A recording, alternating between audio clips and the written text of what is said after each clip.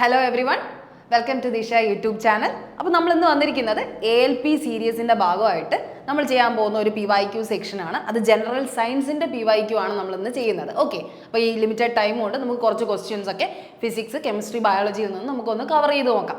എന്തായാലും ALP exam ഉടനെ തന്നെ കാണും. അതിന്റെ ഡേറ്റ് ഒക്കെ എന്തായാലും ഉടനെ തന്നെ അനൗൺസ് ചെയ്യും ഉറപ്പായിട്ടും. കാരണം ആദ്യമായിട്ട് നടക്കേണ്ട റെയിൽവേയുടെ എക്സാം ആണ് ALP. അതുകൊണ്ട് ഒട്ടും വൈകിക്കില്ല, ഉടനെ തന്നെ കാണും. എന്തായാലും പഠിക്കുന്നവരെല്ലാവരും എന്ത് ചെയ്യുക, നല്ലപോലെ തന്നെ പഠിക്കുക, നല്ല രീതിക്ക് തന്നെ പ്രിപ്പയർ ചെയ്യുക. ടൈം കിട്ടുന്നതനുസരിച്ച് നിങ്ങൾ ഒന്നാമതെത്താൻ തന്നെ എപ്പോഴും ശ്രമിക്കുക. ഓക്കെ, എന്തായാലും നമുക്ക് ALPയുടെ മിക്സഡ് ജനറൽ സയൻസിലേക്ക് നമുക്ക് എന്തായാലും കിടക്കാം.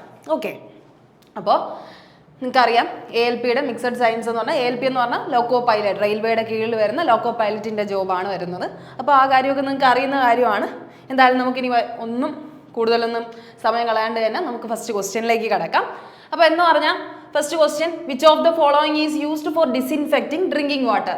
ഡ്രിങ്കിങ് വാട്ടർ ഡിസിൻഫെക്റ്റ് ചെയ്യാൻ വേണ്ടിയായിട്ട്, അത് കുടിക്കുന്ന വെള്ളത്തിനെ ഡിസിൻഫെക്റ്റിംഗ് ചെയ്യാൻ വേണ്ടിയായിട്ട് നമ്മൾ യൂസ് ചെയ്യുന്ന സാധനം ഈ ഫോളോയിങ്ങിൽ ഏതെന്നാണ് ചോദിക്കുന്നത്. ബേക്കിംഗ് സോഡയാണോ, വാഷിംഗ് സോഡയാണോ, ബ്ലീച്ചിങ് പൗഡർ ആണോ, ബേക്കിംഗ് പൗഡർ ആണോ?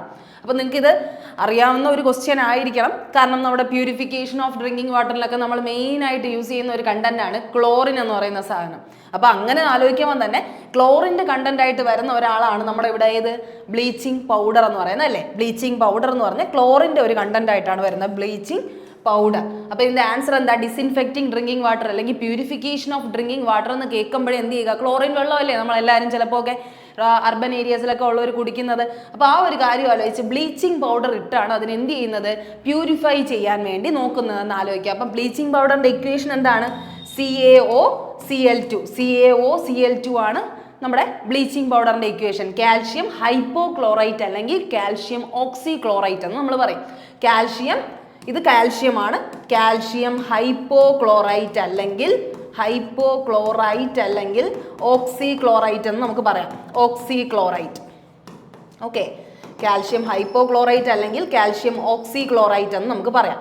അപ്പം ഓക്സിജന്റെ ഒരു കോമ്പൗണ്ട് ആയിട്ട് ക്ലോറിനുമായിട്ട് ചേർന്നിട്ടാണ് എന്ത് ഉണ്ടാക്കുന്നത്? കാൽഷ്യം ആയതുകൊണ്ട് തന്നെ അതിന്റെ കളർ എന്തായിരിക്കും? വെള്ളപ്പൊടിയായിരിക്കും അല്ലെ. കാൽഷ്യം എന്ന് പറയുമ്പോൾ വെള്ളപ്പൊടി തരത്തിലുള്ള ഒരു സാധനമായിരിക്കും. അപ്പൊ ബ്ലീച്ചിങ് പൗഡർ എല്ലാവരും ഉപയോഗിച്ചിട്ടാണ്. നമുക്ക് മനസ്സിലാക്കേണ്ട ഒരു കാര്യം, ബ്ലീച്ചിങ് പൗഡർ നമുക്ക് എന്ത് ചെയ്യുക, ഇങ്ങനത്തെ പ്യൂരിഫിക്കേഷൻ മാത്രമല്ല ബാക്കിയുള്ള ഈ ഡിറ്റർജൻസിലൊക്കെ നമ്മൾ എന്ത് ചെയ്യുക, നമ്മുടെ ഡ്രെയിനേജ് ക്ലീനിങ് പോലെയുള്ള കാര്യങ്ങളൊക്കെ എന്ത് ചെയ്യാറുണ്ട്, യൂസ് ചെയ്യാറുണ്ട്. പക്ഷെ ഇതിന്റെ എന്താ, ഇതിന്റെ അൾട്രാ, അതായത് ഇതിന്റെ കോൺസെൻട്രേറ്റഡ് വേർഷൻ ആണെങ്കിൽ നമ്മളിപ്പോൾ ഒരു തുണിയിലൊക്കെ എടുത്ത് ബ്ലീച്ചിങ് പൗഡർ യൂസ് ചെയ്യണമെങ്കിൽ എന്ത് പറ്റിപ്പോവും, അത് കംപ്ലീറ്റ്ലി സ്റ്റെയിൻ ഔട്ട് ആയി പോകും. എന്ന് വെച്ചാൽ ഒരുപാട് നമ്മുടെ കളറുള്ള ഒരു ഡ്രസ്സിൽ ബ്ലീച്ചിങ് പൗഡറിലിട്ട് മുക്കിക്കഴിഞ്ഞാൽ എന്ത് സംഭവിക്കും, ഫുള്ളി അതെന്ത് ചെയ്യും, ആ കളർ അത്രയും ഡിസ്കളറേഷൻ സംഭവിക്കുമെന്നും കൂടെ ആലോചിക്കണം. പക്ഷെ എന്ത് ചെയ്യുക, കോട്ടണിലുള്ള ഫൈബേഴ്സിനെ നമുക്ക് എന്ത് ചെയ്യണം, ഒന്നേന്ന് കളർ ചെയ്യണമെന്ന് തോന്നണമെങ്കിൽ, ഡിസ്കളറേഷൻ ചെയ്യണമെന്ന് തോന്നിക്കഴിഞ്ഞാൽ നമ്മൾ ഉപയോഗിക്കുന്ന സാധനം എന്താണ്, ബ്ലീച്ചിങ് പൗഡറാണ്. അപ്പോൾ ഇവിടെ ഈ ഒരു കാര്യം നിങ്ങൾ എന്ത് ചെയ്യുക, ആലോചിക്കുക.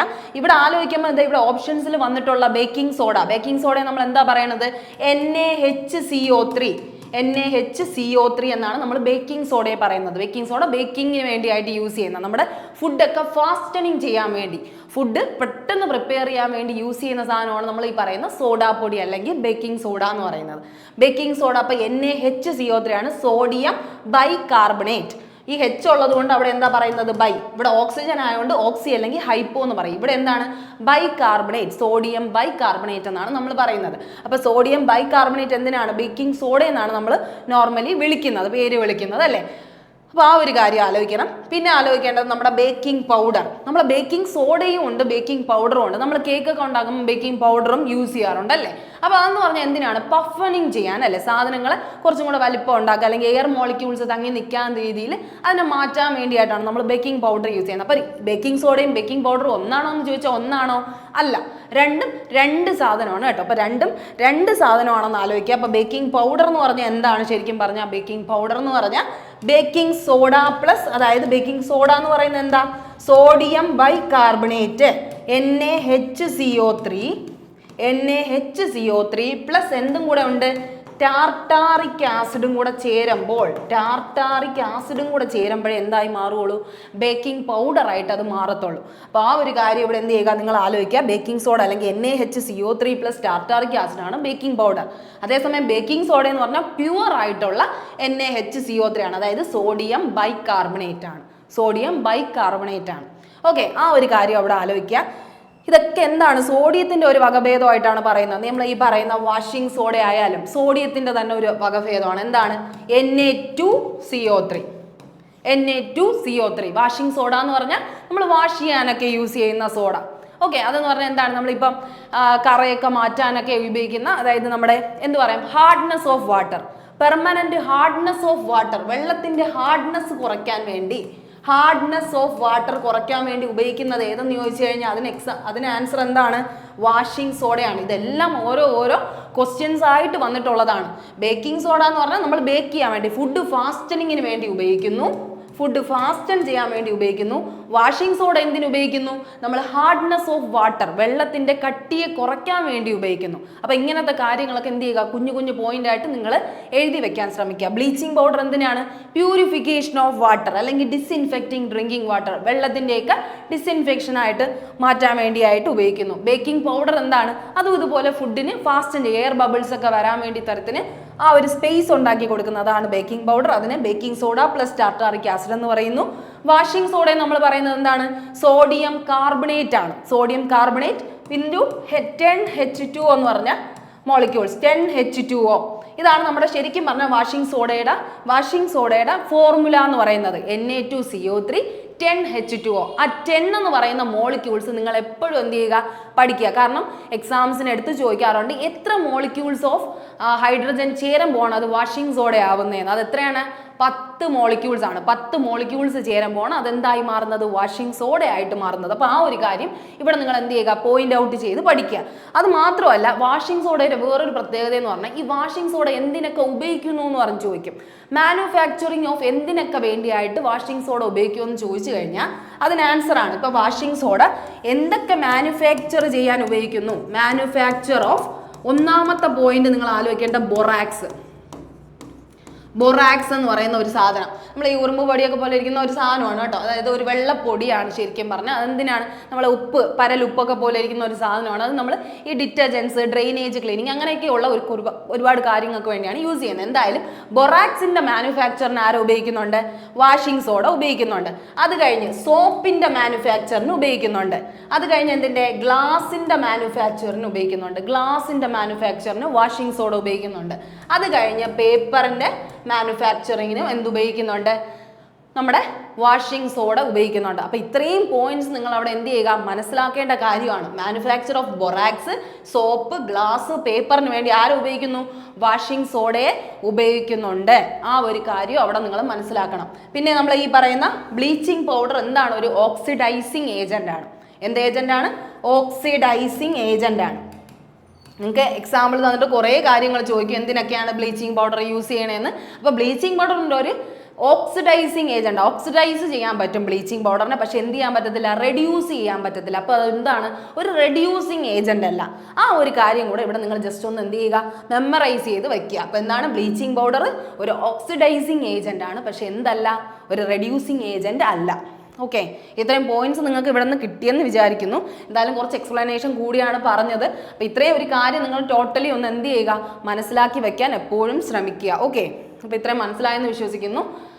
അപ്പോൾ നമ്മൾ സോഡിയത്തിൻ്റെ കാര്യമാണ് ഈ പറഞ്ഞത് അല്ലേ? സോഡിയത്തിൻ്റെ കാര്യമാണ് പറഞ്ഞത്. അപ്പോൾ സോഡിയം എന്താണ്? സോഡിയത്തിൻ്റെ കാര്യം പറയുമ്പോൾ നമ്മൾ ആലോചിക്കേണ്ട കുറച്ച് കാര്യങ്ങളെന്ന് പറഞ്ഞാൽ സോഡിയം എന്താണ്?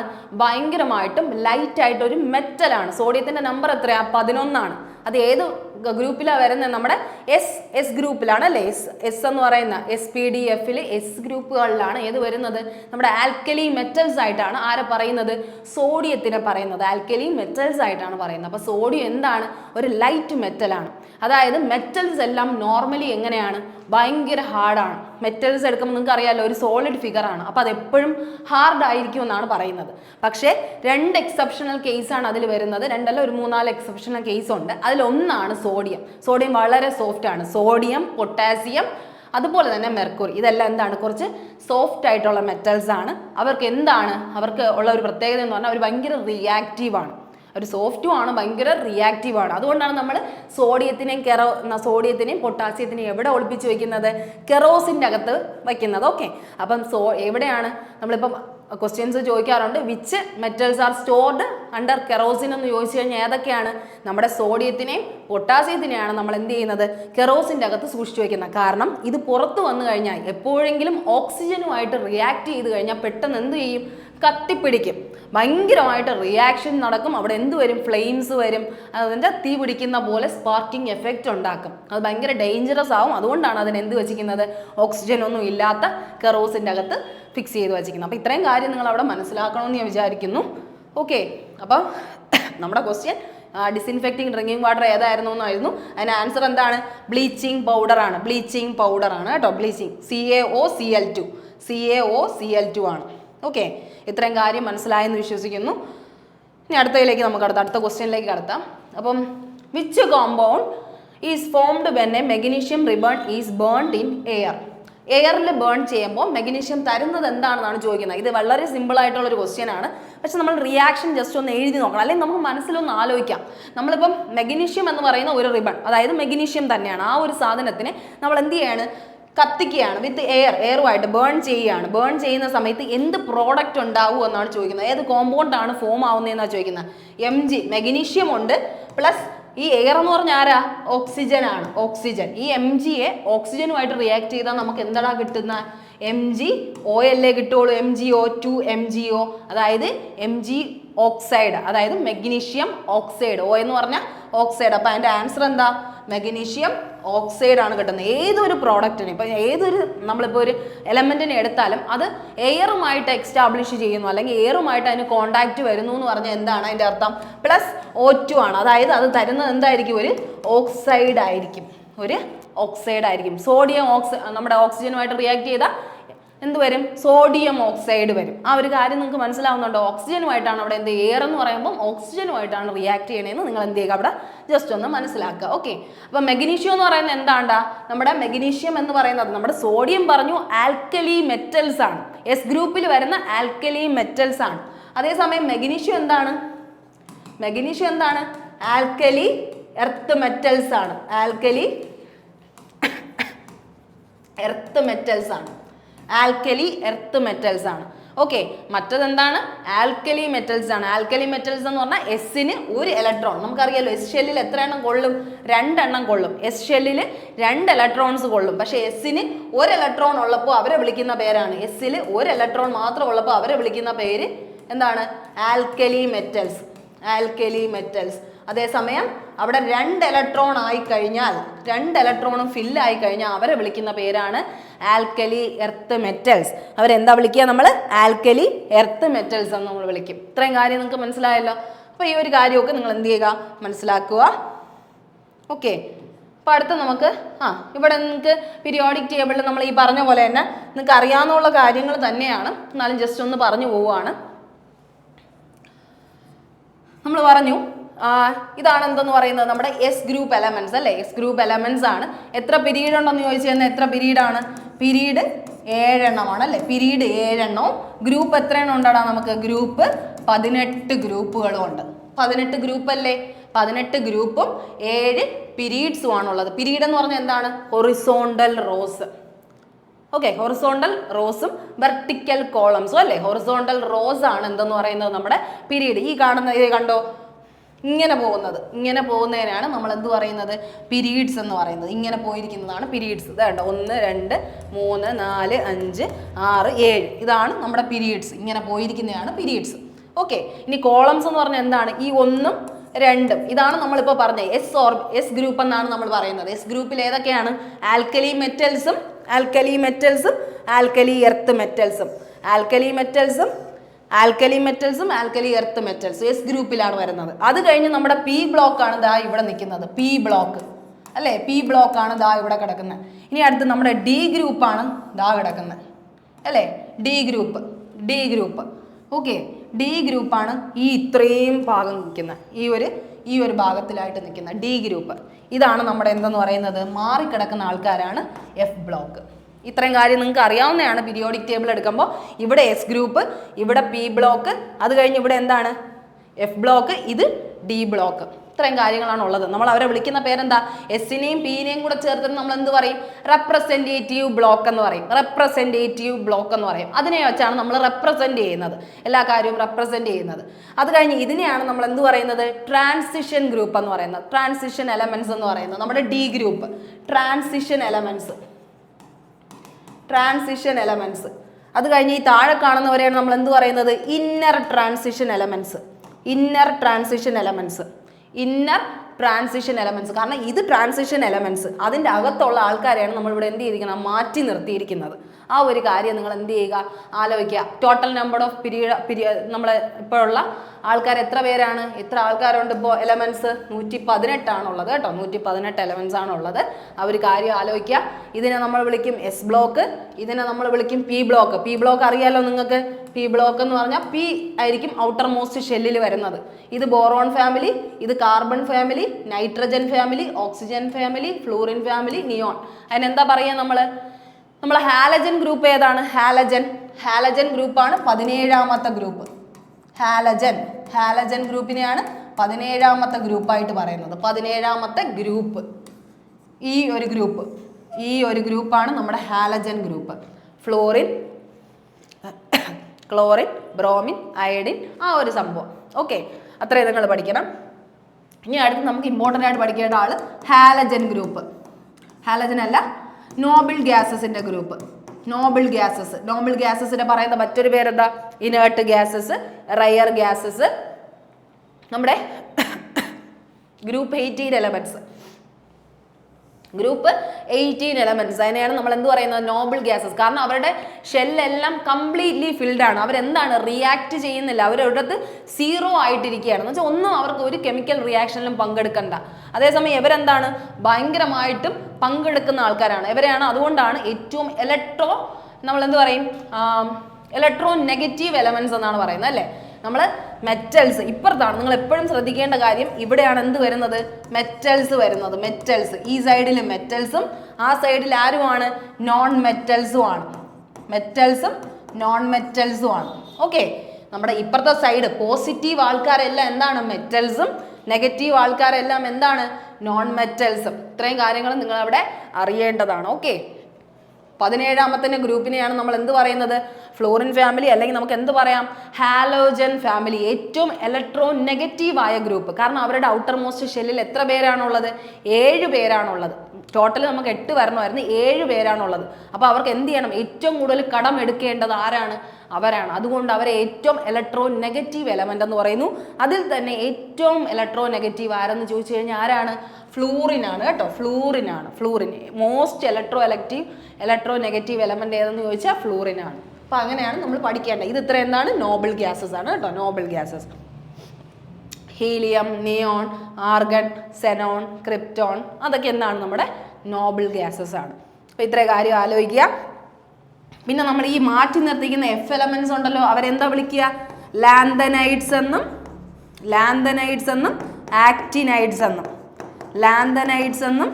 ആക്ടിനൈഡ്സ് എന്നും അവരെ എഫ് ബ്ലോക്ക് എലമെന്റ്സ് എന്നാണ് നമ്മൾ പറയുന്നത്. അവരെന്താണ്? ഒരാളെന്താണ്? ഈ പച്ച കളറിൽ കൊടുത്തിരിക്കുന്നത് ലാന്തനൈഡ്സും ഈ നീല കളറിൽ കൊടുത്തിരിക്കുന്നത് ആക്ടിനൈഡ്സും ആണ്. അതിലെന്താണ്? എത്ര എലമെന്റ്സ് ഉണ്ടെന്ന് ചോദിച്ചു കഴിഞ്ഞാൽ ലാന്തനൈഡ്സിൽ 15 പേരും അതുപോലെ ആക്ടിനൈഡ്സിൽ 15. ടോട്ടൽ എത്ര പേര്? 30 പേരെയാണ് നമ്മളിങ്ങനെ മാറ്റി നിർത്തിയിരിക്കുന്നത്. ലാന്തനൈഡ്സിൽ 15 പേര്, ആക്ടിനൈഡ്സിൽ 15. അങ്ങനെ 30 എലമെന്റ്സ് ആണ് അവിടെ എന്ത് വരുന്നത്? എഫ് ബ്ലോക്ക് എലമെന്റ്സ് ആയിട്ട് വരുന്നത്. ആ ഒരു കാര്യമൊക്കെ നിങ്ങൾ എന്ത് ചെയ്യുക? മനസ്സിലാക്കുക. പിന്നെ ഈ മെറ്റൽസ് ഉണ്ടെന്ന് പറഞ്ഞു. നമ്മുടെ പീരിയോഡിക് ടേബിളിന്റെ റൈറ്റ് ഹാൻഡ് സൈഡിൽ മെറ്റൽസും ഇപ്പുറത്തെ സൈഡിൽ ആരുമാണ്? നോൺ മെറ്റൽസും ആണ്. ഇതിന്റെ നടുക്ക് കുറച്ച് പേരുണ്ട്. എന്തായിട്ട്? മെറ്റലിന്റെ ക്യാരക്ടറും കാണിക്കും, അതുപോലെ നോൺ മെറ്റലിന്റെ ക്യാരക്ടറും കാണിക്കും. അവരെയാണ് നമ്മൾ എന്ത് പറയുന്നത്? മെറ്റലോയിഡ്സ് എന്ന് പറയുന്നത് കേട്ടോ. അപ്പൊ 2 ഗ്രൂപ്പും മെറ്റലും കാണിക്കും നോൺ മെറ്റലും കാണിക്കുന്നവരെയാണ് നമ്മൾ എന്ത് പറയുന്നത്? മെറ്റലോയിഡ്സ് എന്ന് പറയുന്നത്. ഓക്കെ, അപ്പൊ ഇത്രയും ആൾക്കാരെയാണ് നമുക്ക് എന്ത് ചെയ്യേണ്ട? പീരിയോഡിക് ടേബിൾ മൊത്തത്തിൽ നോക്കുമ്പം അറിയേണ്ടതായിട്ടുള്ളത്. ഓക്കെ, ജസ്റ്റ് ഒന്ന് നിങ്ങൾ എന്ത് ചെയ്യുക? മനസ്സിലാക്കുക. ഇനി അടുത്ത്, which of the following is not a border line element? Border line element എന്ന് വിശേഷിപ്പിക്കുന്നത് ആരെയാണ്? Is not a border line. ഏതാണ് അല്ലാത്തതെന്നാണ് ചോദിക്കുന്നത്. ബോർഡർ ലൈൻ എലമെന്റ് അല്ലാത്തതാര്? നമ്മൾ ഇത്രയും നാൾ പഠിച്ചതിൽ ബോർഡർ ലൈൻ എലമെന്റിനെ കുറിച്ച് പഠിച്ചിട്ടുണ്ടോ നമ്മുടെ കെമിസ്ട്രിയിൽ? ഓക്കെ, അപ്പോൾ ബോർഡർ ലൈൻ എലമെന്റ് എന്ന് പറഞ്ഞാൽ എന്താണ്? മെറ്റലോയിഡ്സ് ആണ്. എന്താണ്? മെറ്റലോയിഡ്സ് ആണ് കേട്ടോ. മെറ്റലോയിഡ്സ് ആണ്. മെറ്റലോയിഡ്സ് ആണ്. നമ്മളിപ്പോൾ പറഞ്ഞില്ലേ മെറ്റൽസിൻ്റെയും നോൺ മെറ്റൽസിൻ്റെയും സ്വഭാവം കാണിക്കുന്നവരെയാണ് നമ്മൾ എന്ത് പറയുന്നത്, മെറ്റലോയിഡ്സ് എന്ന് പറയുന്നത്. അപ്പോൾ ആ ഗ്രൂപ്പിൽ മെറ്റലോയിഡ്സിൽ ഉൾപ്പെടാത്ത ആരെന്നാണ് ചോദിച്ചത്. നമുക്ക് മൊത്തം 7 മെറ്റലോയിഡ്സ് ഉണ്ട്. അവരിൽ ആരാണ് ഇതിലില്ലാത്തതെന്നാണ് ചോദിക്കുന്നത്. ഓക്കെ, ആരാണ് അതിലില്ലാത്ത ആൾ ആരാന്നാണ് ചോദിക്കുന്നത്. അപ്പോൾ നമ്മൾ എന്ത് പഠിക്കണം, മെറ്റലോയിഡ്സിനെ കുറിച്ച് പഠിക്കണം അല്ലേ. മെറ്റലോയിഡ്സ് ആരൊക്കെയാണ്? നമ്മുടെ ബോറോൺ ഒരു മെറ്റലോയിഡാണ്, സിലിക്കൺ ഒരു മെറ്റലോയിഡാണ്, പൊളോണിയം ഒരു മെറ്റലോയിഡാണ്. അല്ലാത്തതെന്ന് ചോദിച്ചാൽ അത് ബിസ്മത്താണ് കേട്ടോ, ബിസ്മത്ത്. അപ്പം നമ്മളിപ്പം ഇതെടുത്ത് നോക്കിയാലും നിങ്ങൾക്കറിയാം, ഇതിൽ കണ്ടോ പച്ച വര ഇങ്ങനെ കൊടുത്തിരിക്കുന്ന ഒരു 6 ആഗ് വേയിൽ കൊടുത്തിരിക്കുന്ന, അതിൽ ഈ 6 ആഗ് വേയിൽ കൊടുത്തിരിക്കുന്നതിൽ ഈ കണ്ടോ ഈ പച്ച വര 6 ആഗ് വേ വരെ പോകുന്ന ആളാണ് ആരെന്ന് പറയുന്നത്, നമ്മുടെ മെറ്റലോയിഡ് എന്ന് പറയുന്നത്. കാരണം മെറ്റലോയിഡിന്റെ താഴെ ഭാഗം ആരാണെന്ന് ചോദിച്ചു കഴിഞ്ഞാൽ മെറ്റലും, മുകൾ ഭാഗം ആരെന്ന് ചോദിച്ചു കഴിഞ്ഞാൽ നോൺ മെറ്റൽസും ആണ്.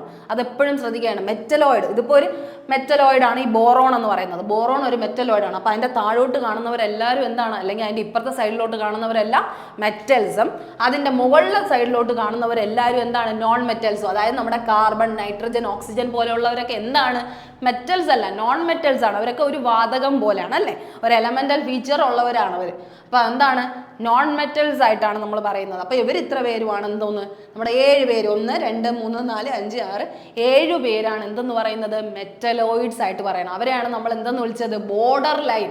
കാരണം ഈ ഒരു ബോർഡറിന് ഇപ്പുറം ആരാണ്, മെറ്റൽസും, അപ്പുറം ആരാണ്, നോൺ മെറ്റൽസും ആണ്. അതുകൊണ്ടാണ് അവരെ എന്തെന്ന് വിളിച്ചത്, ബോർഡർ ലൈൻ എലമെന്റ്സ് എന്ന് നമ്മൾ വിളിച്ചത്. ഓക്കെ, ആ ഒരു കാര്യമാണ് പറയുന്നത്. അപ്പം നിങ്ങൾക്ക് ഇത് ജസ്റ്റ് ഒന്ന് പഠിക്കണം എന്ന് വല്ലതും ഉള്ളവരാണെങ്കിൽ ഞാൻ ഇങ്ങനെയാണ് പഠിക്കുന്നത്. അപ്പോൾ അത് നിങ്ങൾക്ക് വേണമെങ്കിൽ അങ്ങനെ ഫോളോ ചെയ്യാം. അല്ലെങ്കിൽ നിങ്ങൾ തന്നെ ഒരു കോഡ് ഉണ്ടാക്കി അത് സെറ്റ് ചെയ്ത് കഴിഞ്ഞാൽ, അഥവാ ഇങ്ങനെ ഓപ്ഷൻസ് ചോദിച്ചു കഴിഞ്ഞാലും നിങ്ങൾക്ക് മനസ്സിലാവും. അപ്പോൾ അത് പറയുന്നതെന്ന് പറഞ്ഞാൽ, ബോറോൺ അല്ലേ ആദ്യത്തത്, ബോറടിച്ചിരുന്നപ്പോൾ ബോറോൺ ആയതുകൊണ്ട് ബോറടിച്ചിരുന്നപ്പോൾ സിലി എന്ന് പറയുന്ന ഒരു പെൺകുട്ടി,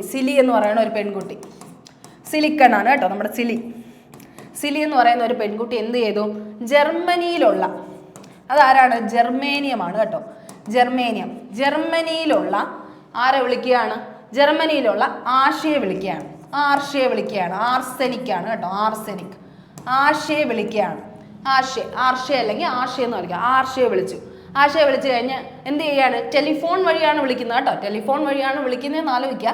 എന്തായാലും ആർഷയെ വിളിച്ചു. പിന്നെ എന്ത് ചെയ്തു, പോളണ്ടിലുള്ള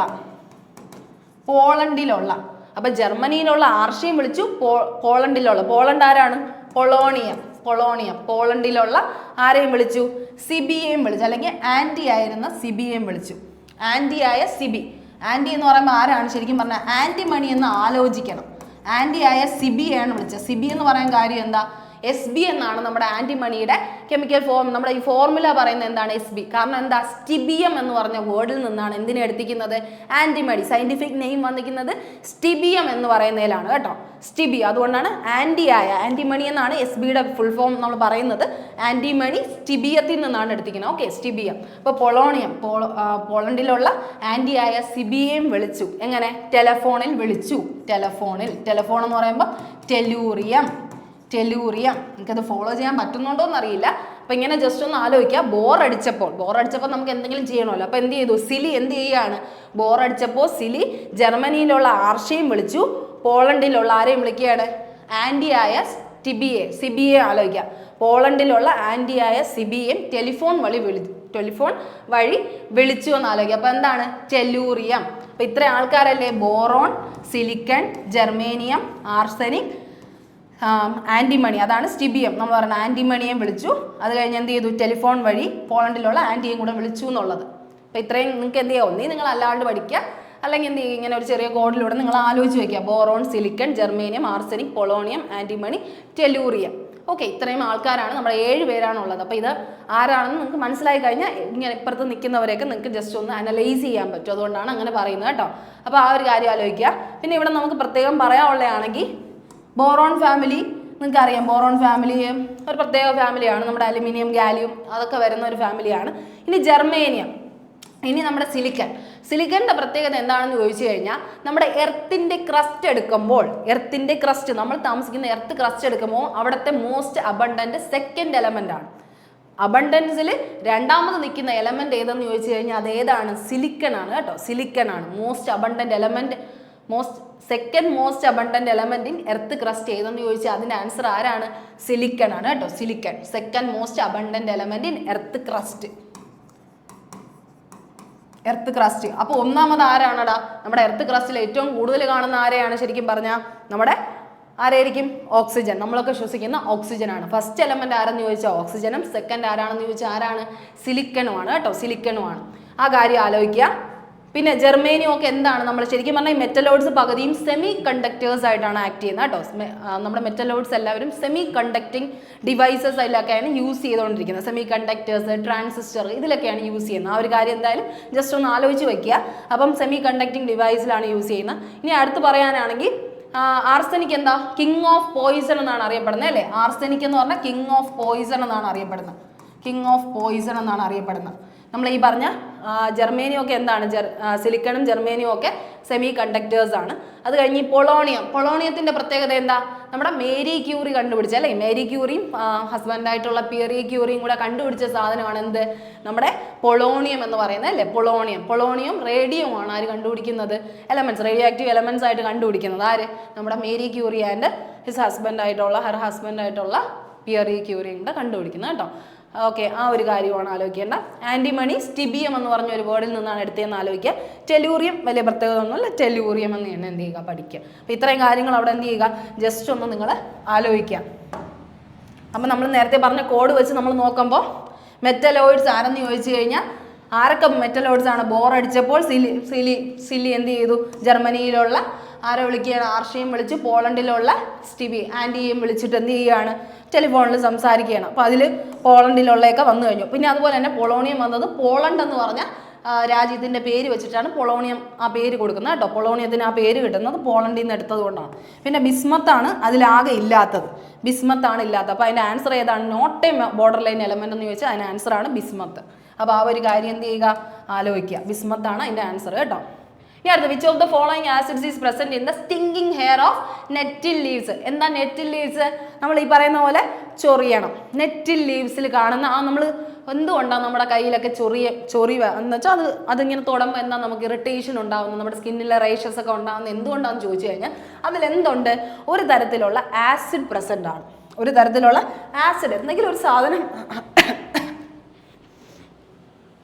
എന്തെങ്കിലും ഒരു സാധനം ഉണ്ടെങ്കിലല്ലേ അവിടെ നമുക്ക് എന്ത് വരത്തുള്ളൂ?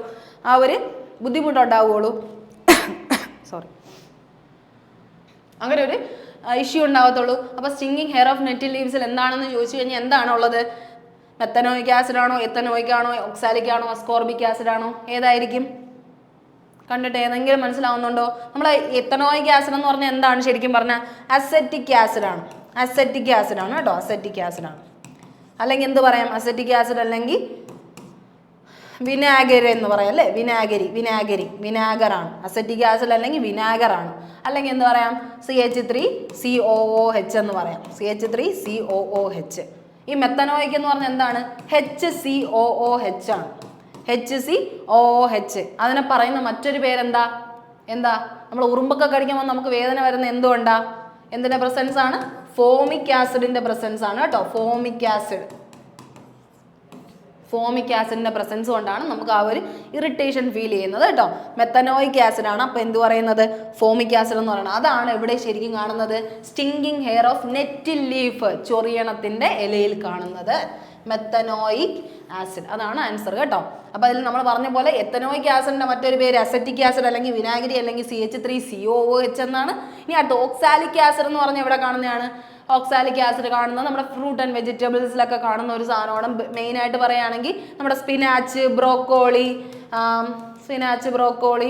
അതുപോലെ അങ്ങനത്തെ കേബേജ് പോലത്തെ ലീഫി വെജിറ്റബിൾസിലൊക്കെ കാണുന്ന ഒരു സാധനമാണ് കേട്ടോ. ലീഫി വെജിറ്റബിൾസിൽ കാണുന്നതാണ്. ടൊമാറ്റോയിൽ കാണുന്നുണ്ട്. അങ്ങനെയൊക്കെ കുറച്ചിലൊക്കെ കാണുന്ന ഒരു സാധനമാണ്. ഓണിയൻ അങ്ങനെയൊക്കെ ചെറിയ രീതിയിലൊക്കെ ഓക്സാലിക് ആസിഡ് പ്രസന്റ് ആണ്. ഫ്രൂട്ട് ആൻഡ് വെജിറ്റബിൾസിലാണ് പ്രസന്റ് ആയിട്ടുള്ള. ഇനി അടുത്ത അസ്കോർബിക് ആസിഡ് എന്ന് പറഞ്ഞാൽ എന്താണ്? നമുക്ക് എല്ലാവർക്കും അറിയുന്ന പോലെ സിട്രസ് ഫ്രൂട്ട്സിലാണ്. സിട്രസ് എന്ന് പറഞ്ഞാൽ നമ്മുടെ ലെമൺ അങ്ങനത്തെയൊക്കെ ഐറ്റംസിൽ കേട്ടോ, സിട്രസ് ഫ്രൂട്ട്സിൽ കാണുന്നതാണ്. വിറ്റാമിൻ സിക്ക് വേണ്ടിയുള്ള സിട്രസ് ഫ്രൂട്ട്സ്, ലെമൺ അങ്ങനത്തെ ഐറ്റംസിനകത്താണ് കാണുന്നത്. അങ്ങനെയാണെങ്കിൽ നമ്മൾ ആദ്യം പറഞ്ഞ ബേക്കിംഗ് പൗഡറിനകത്ത് കാണുന്ന ടാർട്ടാറിക് ആസിഡിനകത്ത് ഏതൊക്കെയിലാണ് കാണുന്നത്? ടാർട്ടാറിക് ആസിഡ് വരുന്നത് ഏതിലൊക്കെയാണ്? ടമാറിൻഡ്, പുളി ഐറ്റംസിലാണ്. ടമാറിൻഡിൽ, ഗ്രേപ്സ്, ഗൂസ്ബെറീസ് പോലത്തെ, മൾബെറീസ് പോലത്തെ ഐറ്റംസിനകത്ത്. ഓക്കെ, എന്തായാലും ഗ്രേപ്സ് അതുപോലെ തന്നെ ഉപ്പുളിയുള്ള ടമാറിൻ്റെ പുളി എന്നൊക്കെ ആലോചിക്കുക. അപ്പോൾ എന്താണ് ശരിക്കും പറഞ്ഞാൽ ടാർട്ടാറിക് ആസിഡിൻ്റെ പ്രസൻസ് ആണ്. അതുകൊണ്ട് തന്നെ വൈനിലൊക്കെ എന്താ കാണുന്നതെന്ന് ചോദിച്ചു കഴിഞ്ഞാൽ ഏത് ആസിഡാണ്? ടാർട്ടാറിക് ആസിഡ് ആണെന്ന് നിങ്ങൾ ആലോചിക്കണം കേട്ടോ. അപ്പോൾ അത്രയും കാര്യം കൂടെ ഇവിടെ എന്ത് ചെയ്യുക, ശ്രദ്ധിക്കുക. പിന്നെ എന്താ, സ്കോർബിക് ആസിഡ് പറഞ്ഞു. പിന്നെ എന്താ, വേറെ ഏതാ ആസിഡ്സ്? കുറേ ആസിഡ്സ് ഉണ്ട്, ഒക്കെ ജസ്റ്റ് ഒന്ന് അറിയുക. പിന്നെ സ്റ്റിയറിക് ആസിഡ് ഉണ്ട്. സ്റ്റിയറിക്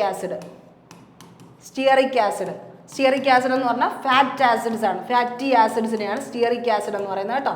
ഫാറ്റി ആസിഡ്സിനെയാണ് സ്റ്റിയറിക് ആസിഡ് എന്ന് പറയുന്നത്. സ്റ്റിയറിക് ആസിഡ് എന്ന് പറയുന്നത് ഫാറ്റി ആസിഡിനെയാണ് കേട്ടോ. അപ്പം അത്രയും കാര്യങ്ങൾ എന്ത് ചെയ്യുക, ഒന്ന് ആലോചിക്കുക. Okay, which of the following acids is present in stinging hair of നെറ്റിൽ ലീവ്സ്? അപ്പോൾ എൻ്റെ ആൻസർ എന്താണ്? മെത്തനോയിക് ആസിഡ്, അല്ലെങ്കിൽ എന്താണ് പറയുന്നത് അതിനെ? ഫോമിക് ആസിഡ് എന്നാണ് പറയുന്നത്. നമ്മൾ ഉറുമ്പൊക്കെ കടിക്കുമ്പോൾ കിട്ടുന്ന ആസിഡ് എന്താണെന്ന് ചോദിച്ചു കഴിഞ്ഞാൽ അതായതാണ് ഫോമിക് ആസിഡ് ആണ്. ഓക്കെ, ഇനി അടുത്ത്, what is the by product obtained in soap industry? അതും എളുപ്പമായ ഒരു ക്വസ്റ്റ്യൻ ആണ്. സോപ്പ് ഇൻഡസ്ട്രിയിൽ നമുക്ക് ബൈ പ്രോഡക്റ്റ് ആയിട്ട് എന്താ കിട്ടുന്നതെന്ന് ചോദിച്ചു കഴിഞ്ഞാൽ എന്താണ്? കോസ്റ്റിക് സോഡയാണോ, ഗ്ലിസറോൾ ആണോ, നാഫ്തലിൻ ആണോ, ഹൈഡ്രജൻ ഗ്യാസ് ആണോ? ഹൈഡ്രജൻ ഗ്യാസ് ഒന്നും ഒരിക്കലും കിട്ടൂല, നാഫ്തലിൻ കിട്ടൂല. കോസ്റ്റിക് സോഡയാണോ ഗ്ലിസറോൾ എന്നുള്ള ഡൗട്ടാണ്. സോഡയൊന്നും ആയിരിക്കത്തില്ല സോപ്പ് ഇൻഡസ്ട്രിയിൽ നിന്ന് കിട്ടുന്നത്. എന്തായിരിക്കും? നമ്മളെല്ലാവരും പറയുന്ന ഈ ഒരു ഗ്ലിസറോളാണ് കേട്ടോ. സോപ്പ് ഇൻഡസ്ട്രി എന്ന് പറയുമ്പം ഇതെന്ന് പറഞ്ഞാൽ സോഡിയത്തിൻ്റെയും പൊട്ടാസ്യത്തിൻ്റെയും സോൾട്ട് എടുത്തിട്ട്, ഫാറ്റി ആസിഡ്സ് എടുത്തിട്ടാണ് സോപ്പ് ഇൻഡസ്ട്രി ഉപയോഗിക്കുന്നത്. അപ്പോൾ അവിടെ കിട്ടുന്നത് ഫാറ്റി ആസിഡ് പ്ലസ് എന്തായിരിക്കും? ഒരു ഫാറ്റി ആസിഡും പ്ലസ് എന്തുമായിരിക്കും? ഗ്ലിസറോളും ആയിരിക്കും കേട്ടോ. ഗ്ലിസറിനൊക്കെ ഉണ്ടാകുന്ന പോലത്തെ ഗ്ലിസറോളാണ് എന്ത് ചെയ്യുന്നത്? ഇതിനു വേണ്ടിയായിട്ട് ഉപയോഗിക്കുന്നത്, ബൈ പ്രോഡക്റ്റ് ആയിട്ട് കിട്ടുന്നത് നമുക്ക്. പിന്നെ ഈ പറയുന്ന കോസ്റ്റിക് സോഡ എന്താ? NaOH അല്ലേ? സോഡിയം ഹൈഡ്രോക്സൈഡ് ആണ്. എപ്പോഴും മനസ്സിലാക്കുക, നമ്മളെ സോഡിയം എന്ന് പറഞ്ഞാൽ എന്താണ്? മെറ്റലാണ്. നമ്മൾ ഇപ്പുറത്ത് നിൽക്കുന്ന ആളല്ലേ? ആൽക്കലി മെറ്റൽസ് ആണ്. ആൽക്കലിയുടെ അർത്ഥം തന്നെ എന്താണ്? ബേസിക് എന്ന് പറഞ്ഞൊരു നേച്ചറാണ്. ബേസിക് പ്രോഡക്റ്റ്സ് ആണ്, ബേസിക് ഓക്സൈഡ്സ് ആണ്. അതുകൊണ്ട് ഹൈഡ്രോക്സൈഡ് എന്ന് പറഞ്ഞാൽ എന്താണ്? ബേസ് ഉണ്ടാക്കുന്ന ഒരു സാധനമാണ്. ബേസിൻ്റെ ഒരു ഫോർമുലയാണ് OH എന്ന് പറയുന്നത് അല്ലേ? ആ ഒരു കാര്യം അവിടെ എന്ത് ചെയ്യുക, ആലോചിക്കുക. OH എന്ന് പറയുന്നത് ബേസിൻ്റെതും, H+ ഏതിൻ്റെയാണ്? OH മൈനസ് ആണ്. H+ എന്തിൻ്റെയാണ്? ആസിഡിൻ്റെയാണ് കേട്ടോ. ആസിഡിൻ്റെ. ഓക്കെ, അപ്പോൾ സോഡിയത്തിൻ്റെ ഹൈഡ്രോക്സൈഡ് ആണ് ശരിക്കും പറഞ്ഞാൽ കോസ്റ്റിക് സോഡ എന്ന് നമ്മൾ പറയുന്നത്. NaOH ഇതൊക്കെ എന്തിനാണ്? ഡ്രെയിൻ ക്ലീനേജ് പോലെയുള്ള കാര്യങ്ങൾക്ക് വേണ്ടിയായിട്ട്, അത്രയും കൂടിയ സാധനമായിട്ടാണ് യൂസ് ചെയ്യുന്നത് കോസ്റ്റിക് സോഡയൊക്കെ കേട്ടോ. അപ്പോൾ ആ ഒരു കാര്യം ആലോചിക്കുക. പിന്നെ എന്താണ്? NaOH. എന്ന് പറഞ്ഞാൽ സോഡിയത്തിന് വളരെ വലിയ ഇമ്പോർട്ടൻസ് ആണുള്ളത്. പിന്നെ ഏതാ വരുന്നത്? നമ്മുടെ NaCl. എല്ലാവർക്കും അറിയാവുന്ന NaCl എന്താ?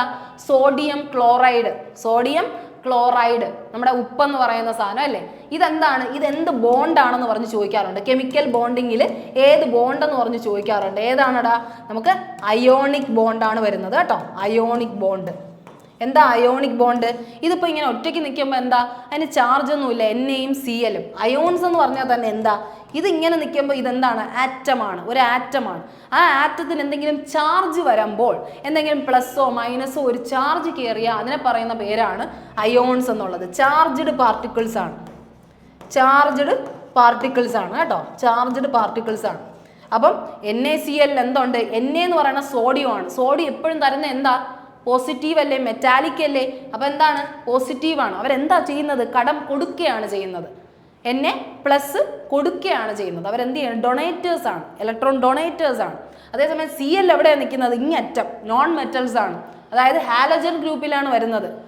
ഓക്കെ, ഹാലജൻ ഗ്രൂപ്പ് എന്ന് പറയുമ്പോൾ അവരുടെ പ്രത്യേകത എന്താണ്? ഫ്ലോറിൻ, ക്ലോറിൻ, ബ്രോമിൻ, അയഡിൻ, അവരെല്ലാം എന്താ? ഹാലജൻ ആകുമ്പോൾ അവർ വാങ്ങാൻ നിൽക്കുന്നവരാണ് ഒരു ഇലക്ട്രോൺ. അതുകൊണ്ടാണ് അവരെന്തെന്ന് പറയുന്നത്? നമ്മൾ ഇലക്ട്രോ നെഗറ്റീവ് ആണെന്ന് പറയുന്നത്. അതുകൊണ്ട് ഇതെന്താണ്? നെഗറ്റീവാണ്. അപ്പോൾ ഒരു സാധനം പ്ലസും ഒരു സാധനവും മൈനസും, അതായത് ഒരു മെറ്റലും നോൺ മെറ്റലും കൂടെ ചേർന്നാൽ അവിടെ ഉണ്ടാവുന്ന എന്താണ്? അയോണിക് ബോണ്ടാണ്. ഒരു മെറ്റൽ പ്ലസ് നോൺ മെറ്റൽ ചേർന്നാൽ അവിടെ ഉണ്ടാവുന്ന ബോണ്ട് ഏത് കെമിക്കൽ ബോണ്ട് എന്ന് ചോദിച്ചു കഴിഞ്ഞാൽ ആൻസർ എന്താണ്? അയോണിക് ബോണ്ടാണ്. പ്ലസ് ആൻഡ് മൈനസ് ചാർജുകൾ തമ്മിൽ കൂട്ടിമുട്ടുമ്പോൾ ഉണ്ടാവുന്ന ബോണ്ട് അതിനെയാണ് അയോണിക് ബോണ്ട് എന്ന് പറയുന്നത്. ഓക്കെ, അപ്പോൾ അത്രയും കാര്യം അവിടെ എന്ത് ചെയ്യുക, മനസ്സിലാക്കുക.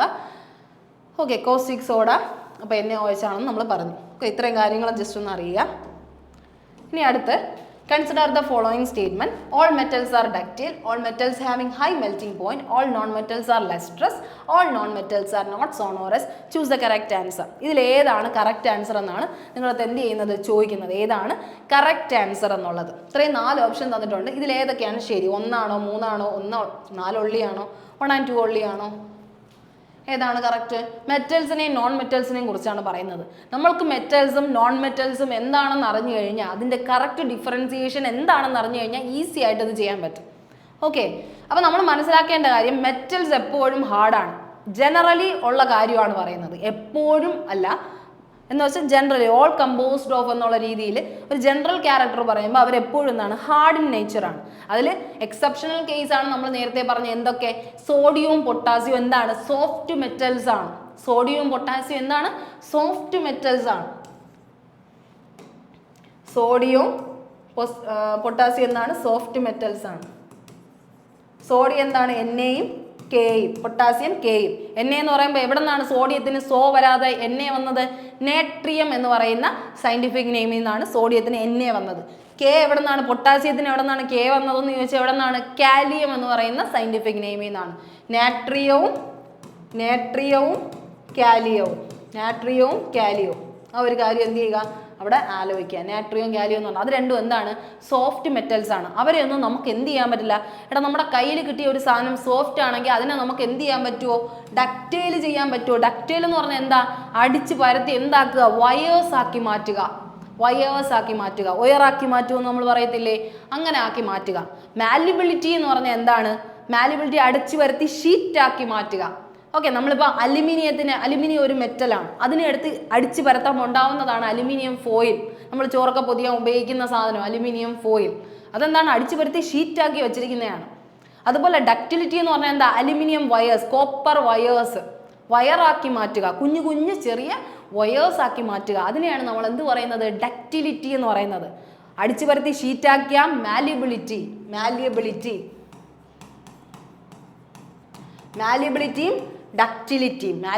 ഡക്റ്റിലിറ്റിയും ആരുടെ പ്രത്യേകതയാണ്, മെറ്റൽസിന്റെ പ്രത്യേകതയാണ്. കാരണം അവർ ഹാർഡ് ആയതുകൊണ്ട്, അവരുടെ സോളിഡ് സർഫസ് ആയതുകൊണ്ട് നമുക്ക് എങ്ങനെ വേണോ അടിച്ചു പരത്താം. പക്ഷേ എക്സെപ്ഷണൽ കേസ് ഉണ്ട്. അതാണ് ആരെന്ന് പറയുന്നത്, നമ്മുടെ സോഫ്റ്റ് മെറ്റൽ ആയിട്ടുള്ള സോഡിയവും പൊട്ടാസ്യവും അതുപോലെ തന്നെ ആരും ഉണ്ട്, സിങ്ക് എന്ന് പറയുന്ന ആൾ. സിങ്കിന്റെ പ്രത്യേകത എന്ന് വെച്ചാൽ സിങ്ക് അങ്ങനെ നമുക്ക് എന്ത് ചെയ്യാൻ പറ്റില്ല, അടിച്ചു പരത്താനോ അങ്ങനെ ഒന്നും ചെയ്യാൻ പറ്റില്ല. കാരണം എന്താ, പെട്ടെന്ന് പൊട്ടിപ്പോവും. ബ്രിട്ടിൽ നേച്ചറാണ് അവർക്ക്. Okay, brittle. ഇവരെല്ലാവരും ഒരേ ക്യാരക്ടർ തന്നെയാണ്.